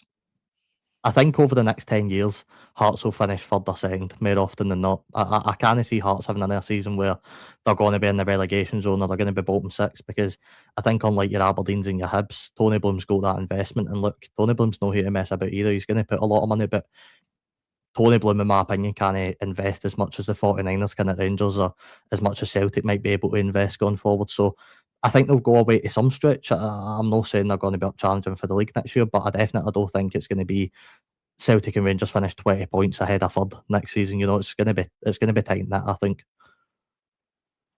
I think I agree with you on that, mate. I think that they will only fall away. They've got Tony Bloom knows what he's doing. He's been the chairman of Brighton for a long time now. He's made some good decisions already since he's come in by appointing McInnes and getting these Jamestown analytics boys in to buy guys like Braga and Karius and stuff. So, but yeah, you're absolutely right, mate. The finances will come into it eventually. Celtic, I know it's a mad thing to say, but like I just cannot see Celtic having the same summer as they did last season. I just don't think it'll be tolerated. But then again, I did say that last summer, so nothing would really surprise me with the Celtic board. I mean, they've shown that they don't have any kind of regard for how Celtic fans feel or whatever. But I just think that Celtic will go out and spend next season. It'll be like a fresh start, I think, with a new manager coming in, whoever that may be. God knows. Hope it's Askew, but we'll see. But I think Hearts will just maintain it. I agree they won't challenge for leagues season after season, but they won't fall away. To ask you then, Jamie, just based off of that question, if Hearts win the league this season, obviously that gets them Champions League qualification, and I'd assume Tony Bloom would put some amount of money in to try to get Hearts into the Champions League phase, although what a hard task that's going to face to be. But what does the landscape look like then for Hearts if they go on and win this league? Thing is, it's like, you say they'll spend money and stuff, but it's still going to be the same challenges of trying to get players to go to Hearts. Do you know what I mean? Because you're not going to get high-level players going to Hearts that have established themselves. It's just not going to happen. Regardless if they win the league or not, there's still going to be players out there going like, it was a freak season, I'm not going to Hearts though. You know what I mean? It's like different with Celtic and Rangers. You know that they will consistently compete for trophies every season, but who are you going to really get? You might spend some money and stuff, but you're not going to get in. Even if you go out and spend 15 million on a player, who's going to go to Hearts? You know what I mean? It's just not going to happen. So, but I don't know, mate. It's a tough one. It's a tough one to say. My head tells me if Hearts win this league and they get into the Champions League, they'll get battered. You know what I mean? They'll not get into the actual Champions League kind of, group stages and stuff like that. So I think it's probably better in that sense, Champions League sense, Scottish football sense, as in the Europe side of things. It's probably better if Celtic and Rangers get in there because they've got more an opportunity to compete in the Champions League. But then you look at it from outside, if you're down in England or you're anywhere else in the world, you look up in Scotland and you see somebody else outside Celtic and Rangers winning it. It's probably a really good thing as well. But I don't really know. It would be more beneficial to Scottish football. I'm not sure. I think, is it Rangers that have got Otto, or is it Celtic? Yes, it's Rangers.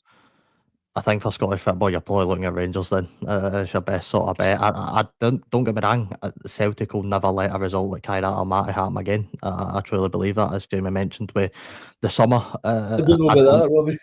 No, I cannot see Celtic allowing a result like that to happen in the Champions League again. I can't. I just don't think that's something the club will do. So I don't know.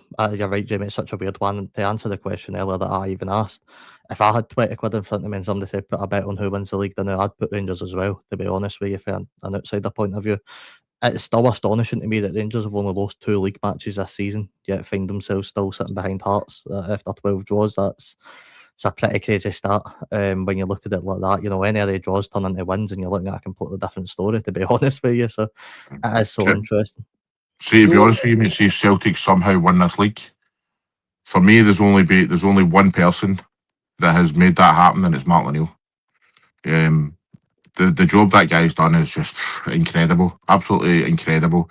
Even if we don't win the league, man, at this point to still be competing with everything that's happened this season, man, I think he's still the best manager in the league.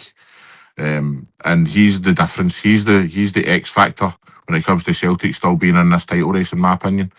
Okay, it was a very bad result last week, and I did criticise him for some of the things he done, like playing Rio Atati at right back, which was just mental to me. You know, he's not even good at his own position. I mean, putting him in a position he's not used to. You know what I mean? So, I mean, that was a disastrous 15 minutes that Dundee United ended up scoring their second goal for.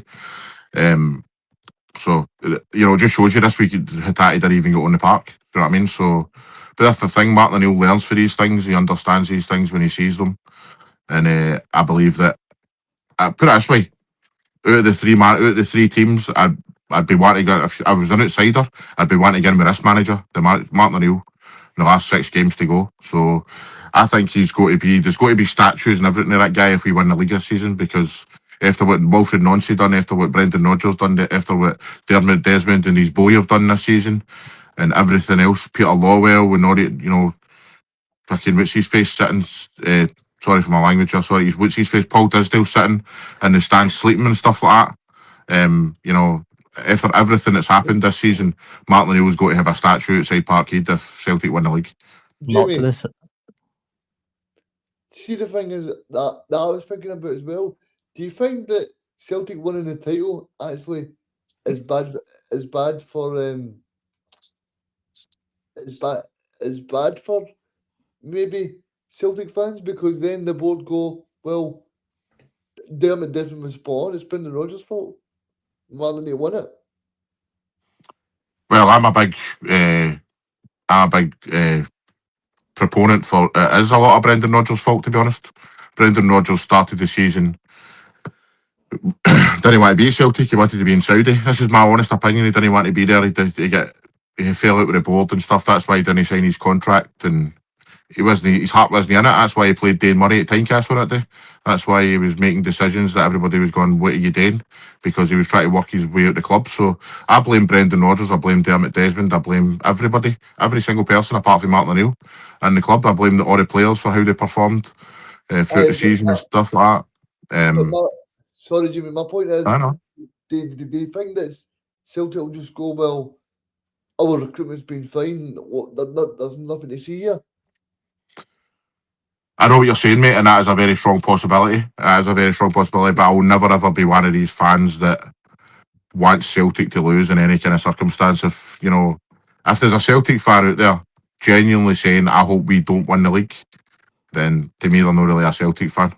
You know what I mean? It's like, I get the whole looking at the bigger picture and, the board and stuff have got to be held accountable. But regardless if Celtic win the league or don't win the league, everybody's going to remember this season and what they've done.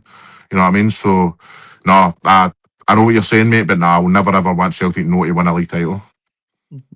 I think the main thing you take out of this is Hearts should be most disappointed if they don't win a league title. No to the same regard as Martin O'Neill, by the way, but Danny Rowe's got to take some amount of plaudits off of Rangers fans, and I don't know how he gets sack claims, to be honest, off of Rangers fans. To me, the work he's done with Rangers, the position he's took Rangers for, to even being in with a chance of winning this league is beyond what I ever thought in December time, to be honest with you. I looked at Rangers in November, December, and I thought they were completely out of it. I thought, Rangers are going to be competing for third place, never mind the title here. So I think both can be said for Rangers and Celtic, and I know Graham's made the point a few times that, Hearts are just enjoying it while it lasts. Well, if I'm a Hearts fan, in my opinion, I'm absolutely fuming that we're no further ahead in this title race, to be honest. Oh man, I totally agree with you, completely and utterly agree with you. Yep. I mean, this has been the two worst Celtic and Rangers sides in a long, long time. They've had terrible, terrible managers this year. Two of the worst managers they've ever had in their history, and yet Hearts are only 3 points clear. I know that, the Hearts fans would never have thought they'd have been in this position, but think about it, if they'd have won games like beating Kilmarnock away, if they'd have won games at home, they drew with Dundee United at home, yesterday they drew with Livingston. These are games that they should have been winning, and they didn't win them. So you've got to look at Hearts as well and think, why is it you've not performed in these games, and why are we only 3 points clear? And even the match against Celtic, I think it was a month ago, Jimmy, when Celtic go 2-1 up, and then Hearts, Celtic go down to 10 men for the last 20 minutes. That's going to be a game where they sort of make sure that by hook and by crook, 2 each with 10 men for 20 minutes, that they make sure they go and win that match. I think they scored late that game, didn't they? So I think it was like 2-1 for a wee while, and then Braga scored in the last couple of minutes. But Aye, I mean, as you say, 2 to 10 men, and Celtic weren't really firing all cylinders at that point. That was Fian Chara's first game. He was terrible. So there was chances there for Hearts to win that game and stuff, but aye, they've got to be disappointed. That's mad to say considering they're 3 points clear and we're in April and stuff, but I agree with Robbie. I think they've got to be disappointed the fact that they're no further clear. Aye, I mean, Hearts look at dropping points to the bottom three teams in the league, losing to two of them. I keep bringing up that game, Reagan. The game at Celtic came to St Mirren. The game where Celtic went to Rugby Park and turned around a 2-0 deficit to win the game 3-2. That's how you become a champion in Scotland. That's how you win a trophy in Scotland. That's how you win the league. Yep. Hearts haven't shown that once this season that they can do that. It's been very scrappy 1-0s. It's been.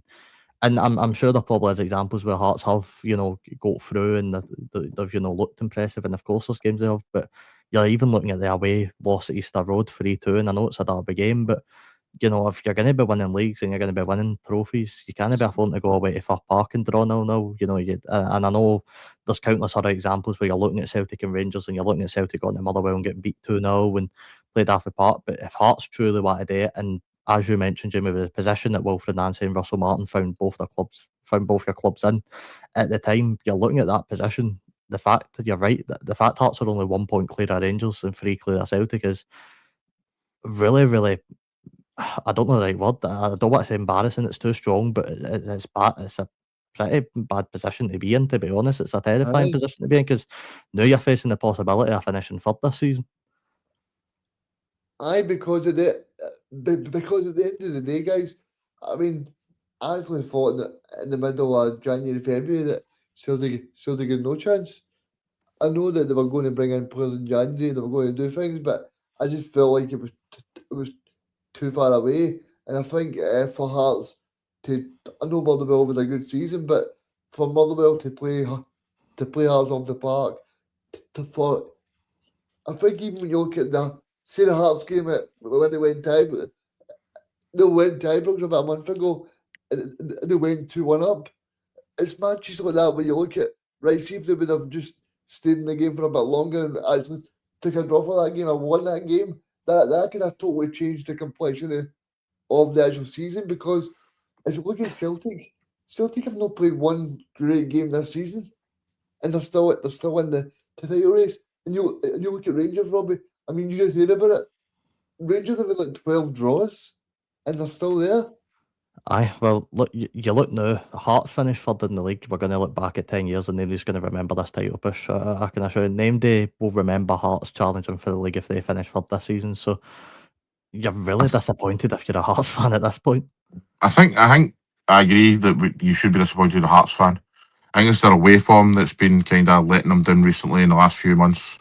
As you mentioned, Rangers, St Mirren, Kilmarnock, Livingston, but there is a part of me going like that. Maybe we're being a wee bit too critical of Hearts. I mean, to be at this point is great. I know what you're saying about them grinding out 1-0 results, but that's also the sign of champions, mate. The fact that 10 minutes to go and you're not quite performing at home, and then you get that kind of that victory like they did the other week against Dundee. You know what I mean? And it's like that is grinding out results for like 4 or 5 1-0s in a row at Tynecastle. And okay, they're only performing well. They're not performing at all, but the thing is with Hearts, see these games that I just mentioned there, all the away games, and you know yourself, Robbie, when you watch the St Mirren game away and then you watch Kilmarnock and stuff, it wasn't even close. Hearts were just terrible these days. You know what I mean? Just like way off the pace. Not probably yesterday was the best performance I've seen away from home, and even at that, I don't think they were good.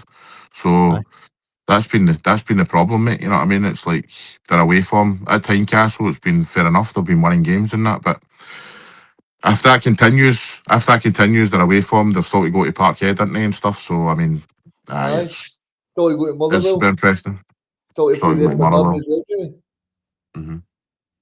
Aye, I can personally see Hearts dropping more points at the weekend, but we'll save that for Friday's show when we sort of go over the games. But let's get back on to talk about the last two before we wrap up. And we'll go to probably the shocker of the weekend, to be honest with you, for Park. It was Motherwell 2, Falkirk 3.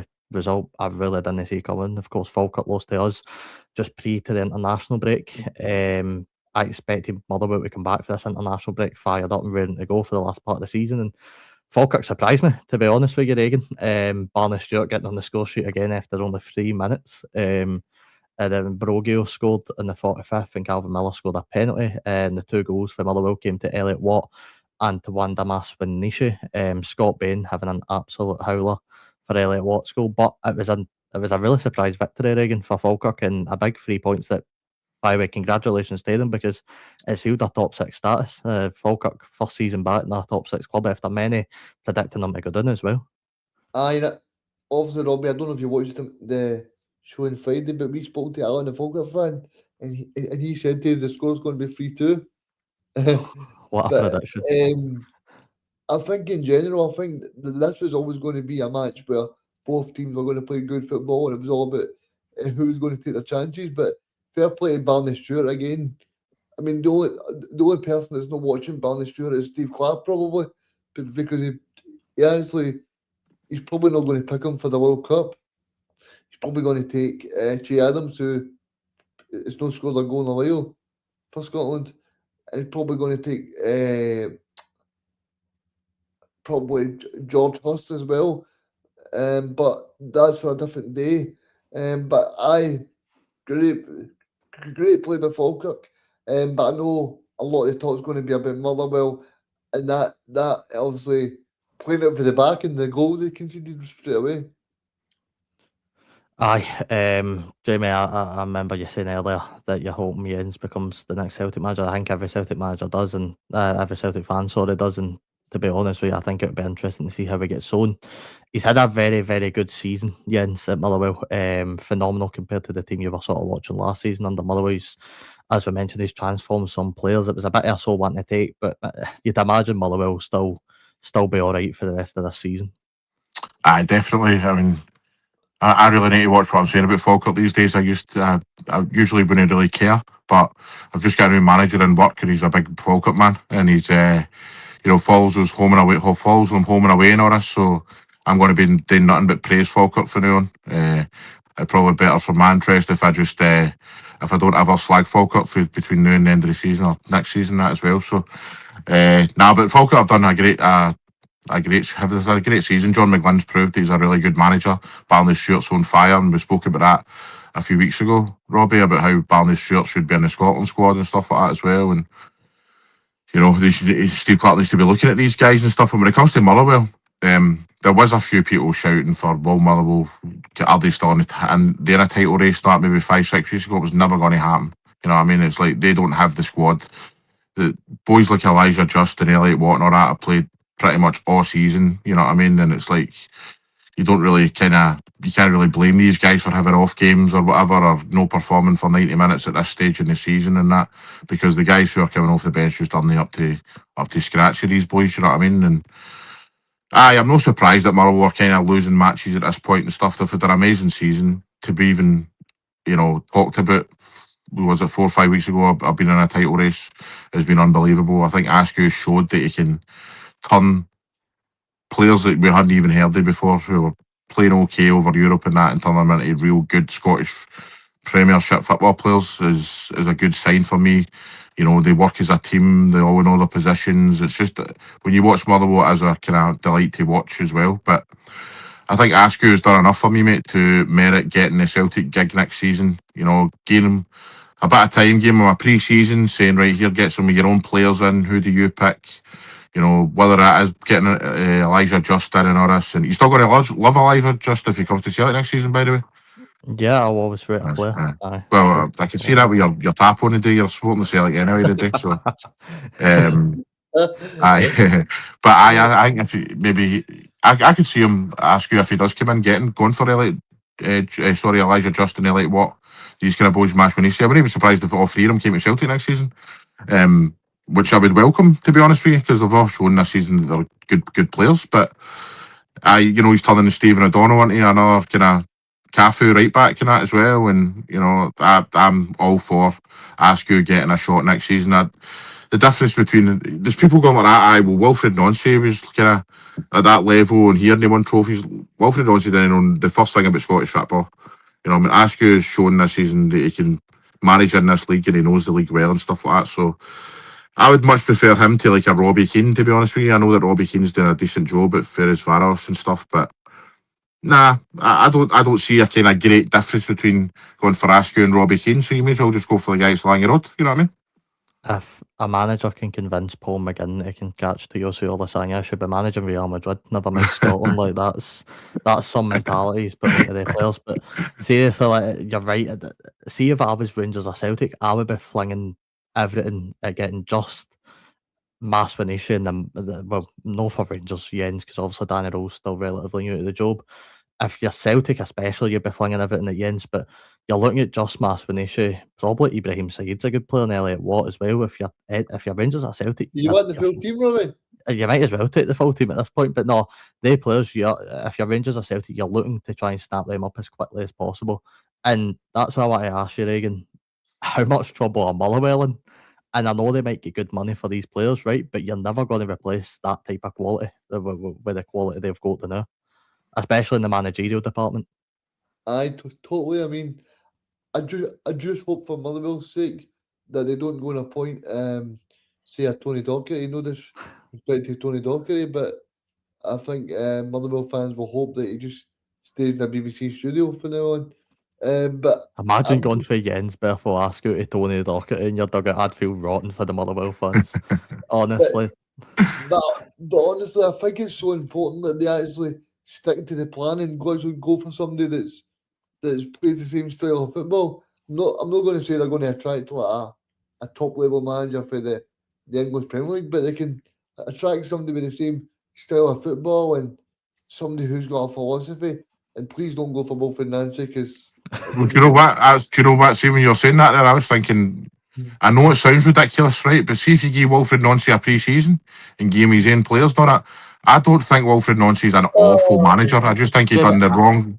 I think he done the wrong thing. He came into the wrong time and tried to do the wrong things. I couldn't agree more with what he's just said there. By the way, see if you gave Wilfred Nancy a pre-season, it oh wouldn't be that no, bad. It would never turn out Nah, that bad. No in a nah. million years.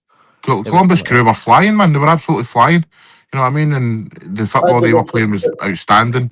Wilfred That's Nancy just not thought he could flying come in enough. and implement that.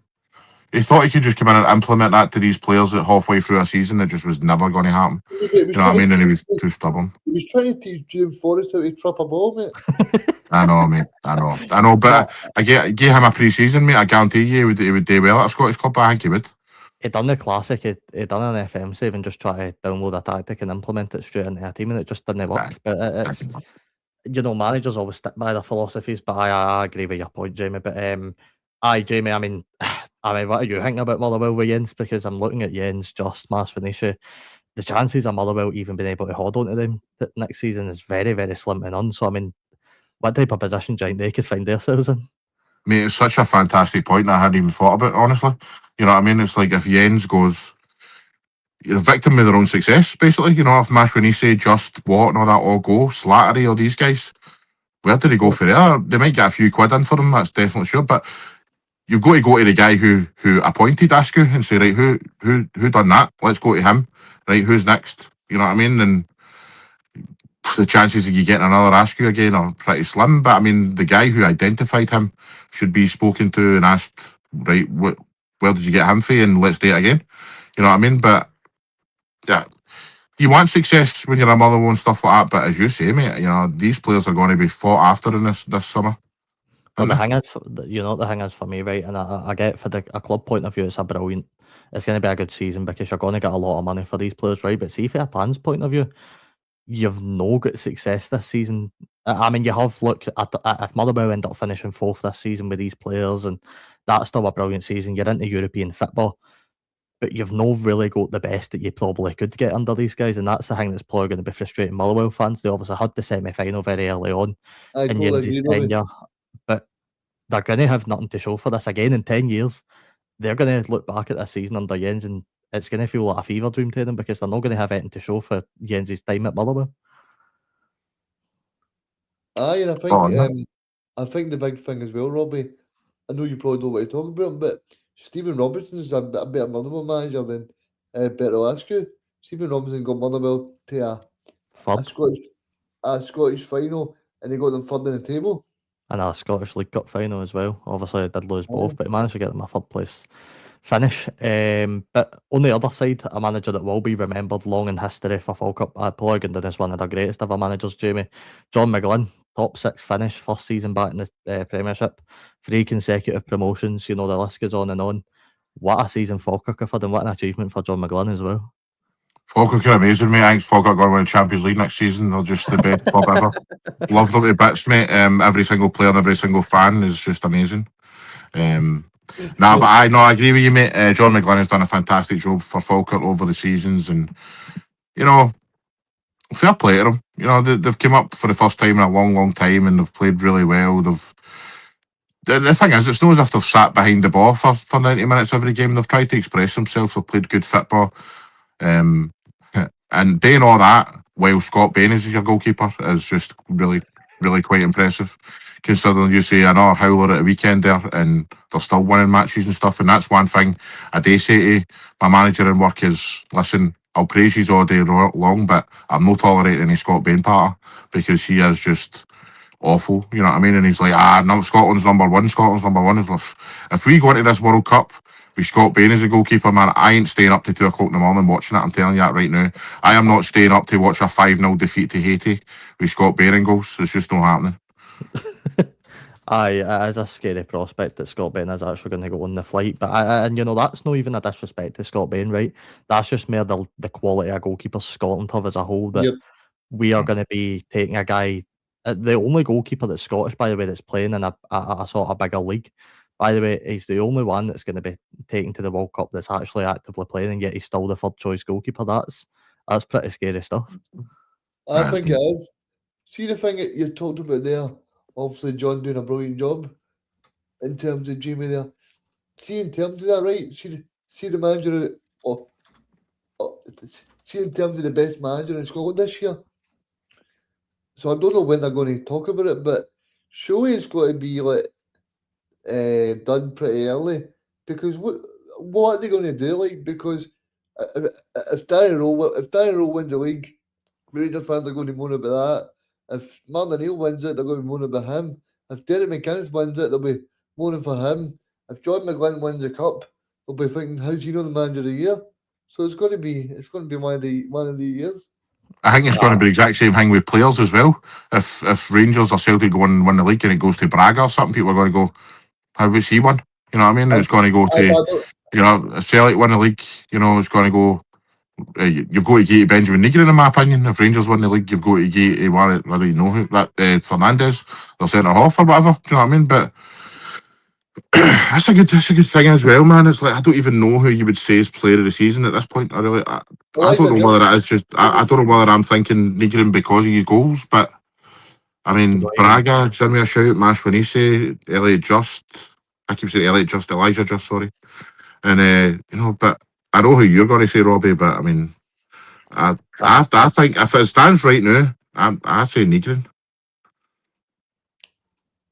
As it stands right now, I'm saying Braga. You don't even ask me. I'm saying Elijah Just, but I'd just look at the whole player. And by the way, I think I'd put Negryn right up next to him. By the way, I'd agree with you, Jamie. I think Negryn's been a fantastic player this season for Celtic, and a Celtic team that, for large parts, has sparked real qualities. Look, a proper handy player. And I said that since game week 1, by the way. Celtic v St Mirren, the opening day of the season.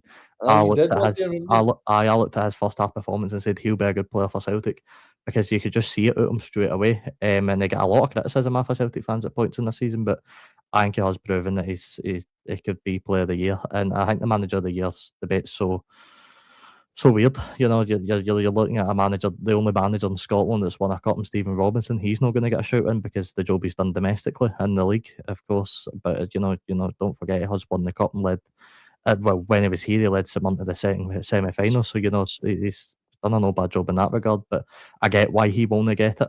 But you're right. You can't call it until the season's done. It could be Derek McInnes, it could be Danny Rowe, it could be Martin O'Neill with a double, it could be Jens. Who knows who it's going to be? It's such a weird one this season. As it stands right now, who would you go for? I would probably say McInnes. I think you've got to go McInnes now, but John McGlynn, aye. I don't know, it's such a weird one. I don't know Jimmy's boss, but I'm just being nice to talk. No, in fact, you're right, John McGlynn. I'm saying him or not, actually. Oh, brilliant, Jimmy. But no, it has been such a weird season. Just on Falkirk then, what more do you think, guys, Falkirk can achieve? You know, they're 5 points behind Hibs, they're 8 points behind Motherwell. Is there any more room for maybe another shocker this season? Could Falkirk maybe push into Europe? I would see why not, man. I think they could definitely push into Europe because I think they could beat. I think they could beat Rangers this weekend. I don't know. I don't know who the Highbees play, but I think they could. I think they could definitely beat Rangers this weekend. And then obviously then it's Hibs play only 2 Aberdeen. points. Aye, Hibs play Aberdeen. Is Aberdeen at home? No, I think Hibs are at home. Aberdeen are at home, just looking at it. Are they? Aberdeen. Oh, yeah. So I'm going to go in there and I'm going to say Aberdeen beat Hibs, and then Falkirk beat Rangers. So then it could only be a few points. Oh, Yeah. I think that's a good shout. A very, very good shout. But before we move into the last game, I've just seen a clip from Clydebank on popped up on my Twitter. What a goal! Aye, have you seen this, Jamie? I have not, mate. No. This is a goal the bank. You'll see all year. Aye, this is a goal the bank he scored at the weekend. So I'll play this and hopefully it works.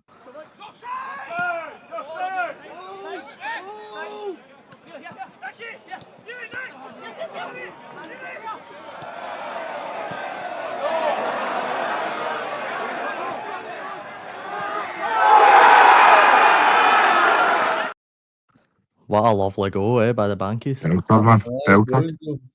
That's like Craig McLeish's tiki-taka sense right there, man, right in full swing. But no, a very, very nice goal by Clydebank and a 4-0 win over Broxburn Athletic. I like pulling it wee clips of that, guys. It's you see some bangers sometimes in the non-leagues in Scotland. Aye, that's an absolute peach for a lovely wee team goal, that one. Aye, I'm sure we'll see Clydebank rolling it in the Premiership like that in a few years, showing off that type of style. But no, we'll move on to the last game, and it was at Easter Road. It was Hibs 3, Kilmarnock 0. Hibs could not have started off any better. 1 of 13 seconds into the game, I think it was, Owen Eldon goes at the park, manages to score, and then for there it was just Hibs, really, to be honest. I think Kilmarnock had a few decent spells in the game. They obviously had more than double the shots. Hibs actually took in this game, they hit 11 shots to Hibs 5, but it was Hibs that managed to find a way, Reagan, to a 3-0 win, a pretty comfortable afternoon for Hibs as well. It was pretty straightforward for them, to be honest with you, Robbie.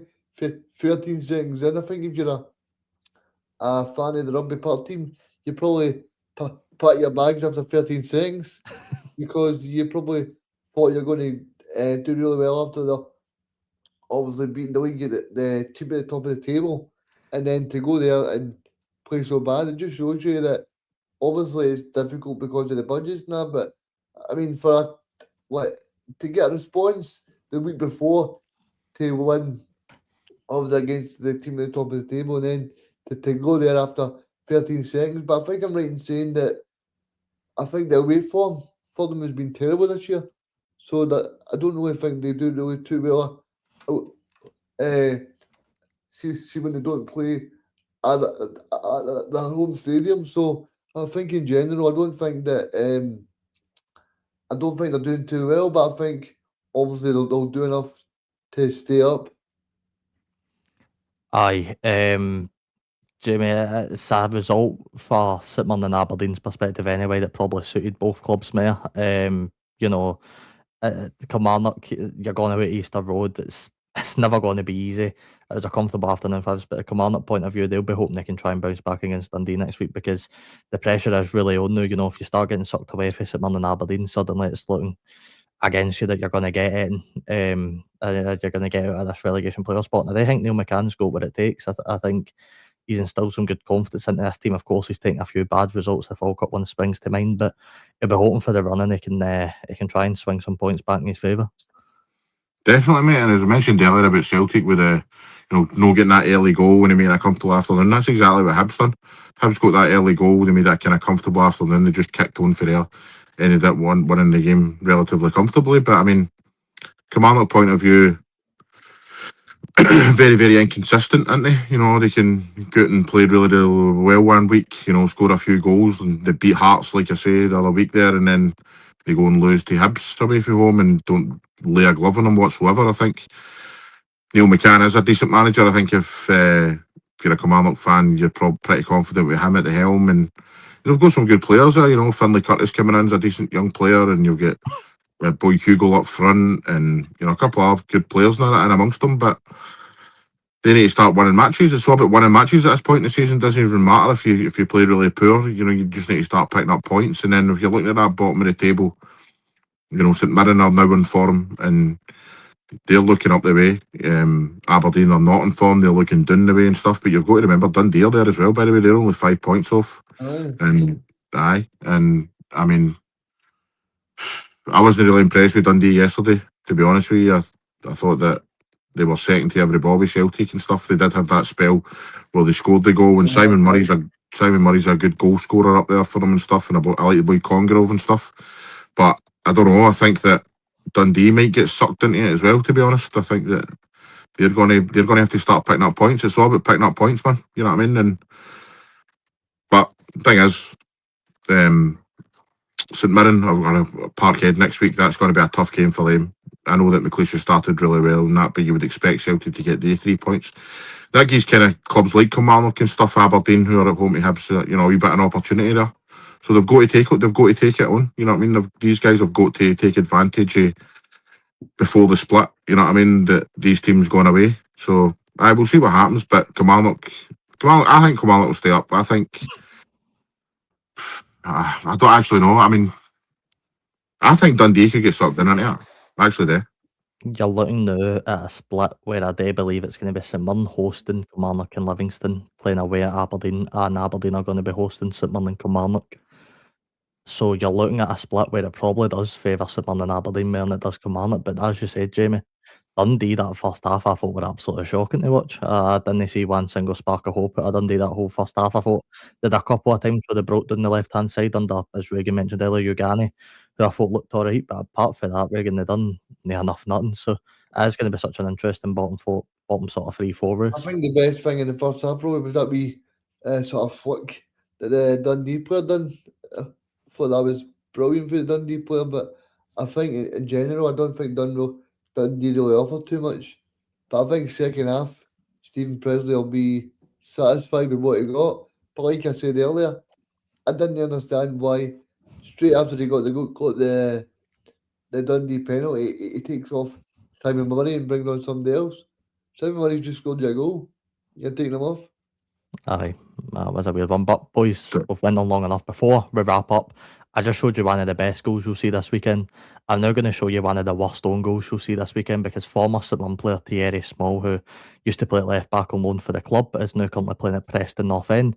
This is the own goal he scored about maybe 2 years ago, I think, for Preston. QPR on the attack. Harvey Vale puts the ball across. Thierry Small hasn't been on the pitch long, tries to get rid of it. I think it hits his shin. I can't explain it, Jules. Hopefully one of you in the studio can. I don't know what happens, but it ends up in the back of his own net. Friends, family and Thierry Small will not want to watch that one again. So that was a former St Mirren player Thierry Small, and a pretty poor own goal. I heard after the game that he'd done an interview and he said that he grew up and his hero was Liam Scales. So that doesn't surprise me whatsoever, to be honest. He's take that one straight out the St Mirren training pitch. But no, you do feel bad when one's that, man, because there's not much you can actually do about it. But that is us at the end of the show. As we said earlier, huge congratulations needs to go to Dougie Emery and Rafe Rovers. First managerial trophy his career. Oh, Jamie, I know you put it on the Off the Underside Instagram as well. A huge achievement for Dougie, and what's been such a horrendous year for him as well. Aye, brilliant to see that. You know what I mean? Brilliant to see that he's got a bit of success at Rafe Rovers. I know that when he left Morton, he got a bit of stick for doing so, but it just proves that he's made the right decision, gone to a team that can win trophies and stuff, and that's no disrespect to Morton, but Rafe Rovers have got that under their belt now, and maybe they can kick on. As you say, he's had a very, very tough year. It's been heartbreaking to see what's been happening with Dougie and stuff, but you know, hopefully now the future's bright for him and his family, and you know, he can kick on. But I know that he's a big Rangers man. Maybe one day he'll become Rangers manager. You never know.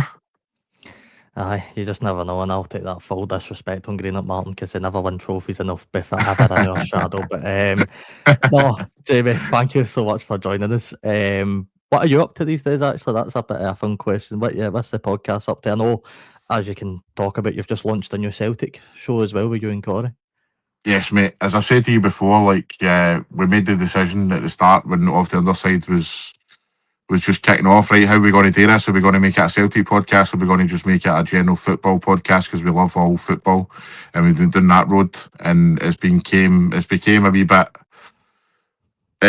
too much of a pull to try and do a Celtic podcast as well, mate, because got a lot to talk about and stuff. There's been a crazy season as we spoke about, mate. So we decided to take the plunge and do a wee side project called the Celtic Corner, where it's just myself and Corey get on talking about what's been happening in the week with Celtic and stuff, and obviously analysing the matches and then doing reviews of the matches and stuff. So we will get we'll get podcasters, and we're trying to get other kind of Celtic minded people on the podcast as well and have a wee chat with them and to just talk about Celtic, mate. Well, I know that you've got your St Mirren podcast now as well, mate. So that's been inspiring to try and just want to focus on your own club for a couple of episodes. You know what I mean? But no, we'll never be quitting Off the Underside, mate. That is our baby. That is the main focus. That is the one that I love with all my heart, man. So, aye, that's what I've been up to, mate. Just podcasting and working, man. Usual, innit?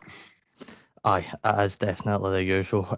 Just to do a few more plugs before we wrap up, and make sure you go and check out Off the Underside and the Celtic Corner as well. Two very good channels, two very good guys running both shows. So make sure you go and check that out. Me and Reegan have got a new darts podcast alongside our good friend Owen called the Bullseye Banter Podcast. We talk Nice. all things darts. That has been a lot of fun the first few weeks. Owen will never forget that 14 darter Reegan Owen hit into me in a game. That was he told me he hit a 14 data. I still don't believe him. Well, What do I you think- do on that end? Just talk about the current darts Aye. and stuff for the Premier League and all that. And Aye, so Aye. it's the Premier League right now. We're going to be hoping to try and get some interviews done at some point. I know Reagan's been working his backside off to try and get a few set up for the show, so I think there is a few happening soon. I've But got a few lined up, aye, so we've been trying to get all that sorted. But aye, we mainly just talk about darts, working my magic quickly for a load. There you go. There's the Celtic Corner picture. So make sure you go and give that a follow as well. I'm going to give myself a bit of a personal plug as well because I don't do it enough. The Buddies Breakdown YouTube channel, as Jamie mentioned, I've got Aye. the St Mirren theme podcast. I will give a huge shout out to the guy Ivan that made this for me. It's a very, very cool logo. I love it. Took him quite a while to make it, but it's turned out exactly the way I wanted it. I'm going to be trying to bring daily St Mirren uploads as well. And make sure you subscribe to the Scottish Football Zone as well. We'll be bringing more interviews. We'll try to do some cool things ahead of the World Cup, as Reagan will tell you. We've got some great ideas lined up. I hope Aye. to try and get into a few stadiums, make some content. That should be fun. that's the thing, Jamie? man, isn't it? Sorry to interrupt you, mate, but that's just the thing this year. With the way Scottish football's went and stuff like that, and then we've got a World Cup coming up, man. It's exciting times with loads of content out there, isn't there? A big Perfect. time, Jamie. Aye, perfect time to start making content, especially around football. Around Scottish football. It's one of the best times to be a Scottish football content creator as well. But Jamie, I'm sure we'll have you back on the channel at some point again. Hopefully we'll get a wee in-person show done at some point as well. That would be nice. Meet all the boys in person. Who knows? That'd be class. The summer's going to hold some amount of events, but we'll be back on Friday for the prediction show, the final game before the split. I can't believe it's here already. Match day 33 coming up. That is just wild. We'll see how it goes. But join myself, Reagan. I'm sure Michael will be back. I think he's away doing a scouting mission or something for Celtic, or he's away scouting Japan like Angie's taking tips. I think he's away doing something along the lines. So we'll see him when he gets back for his flight. But aye, until next time, goodbye. Thank you so much for joining us, and we'll catch you in the next one.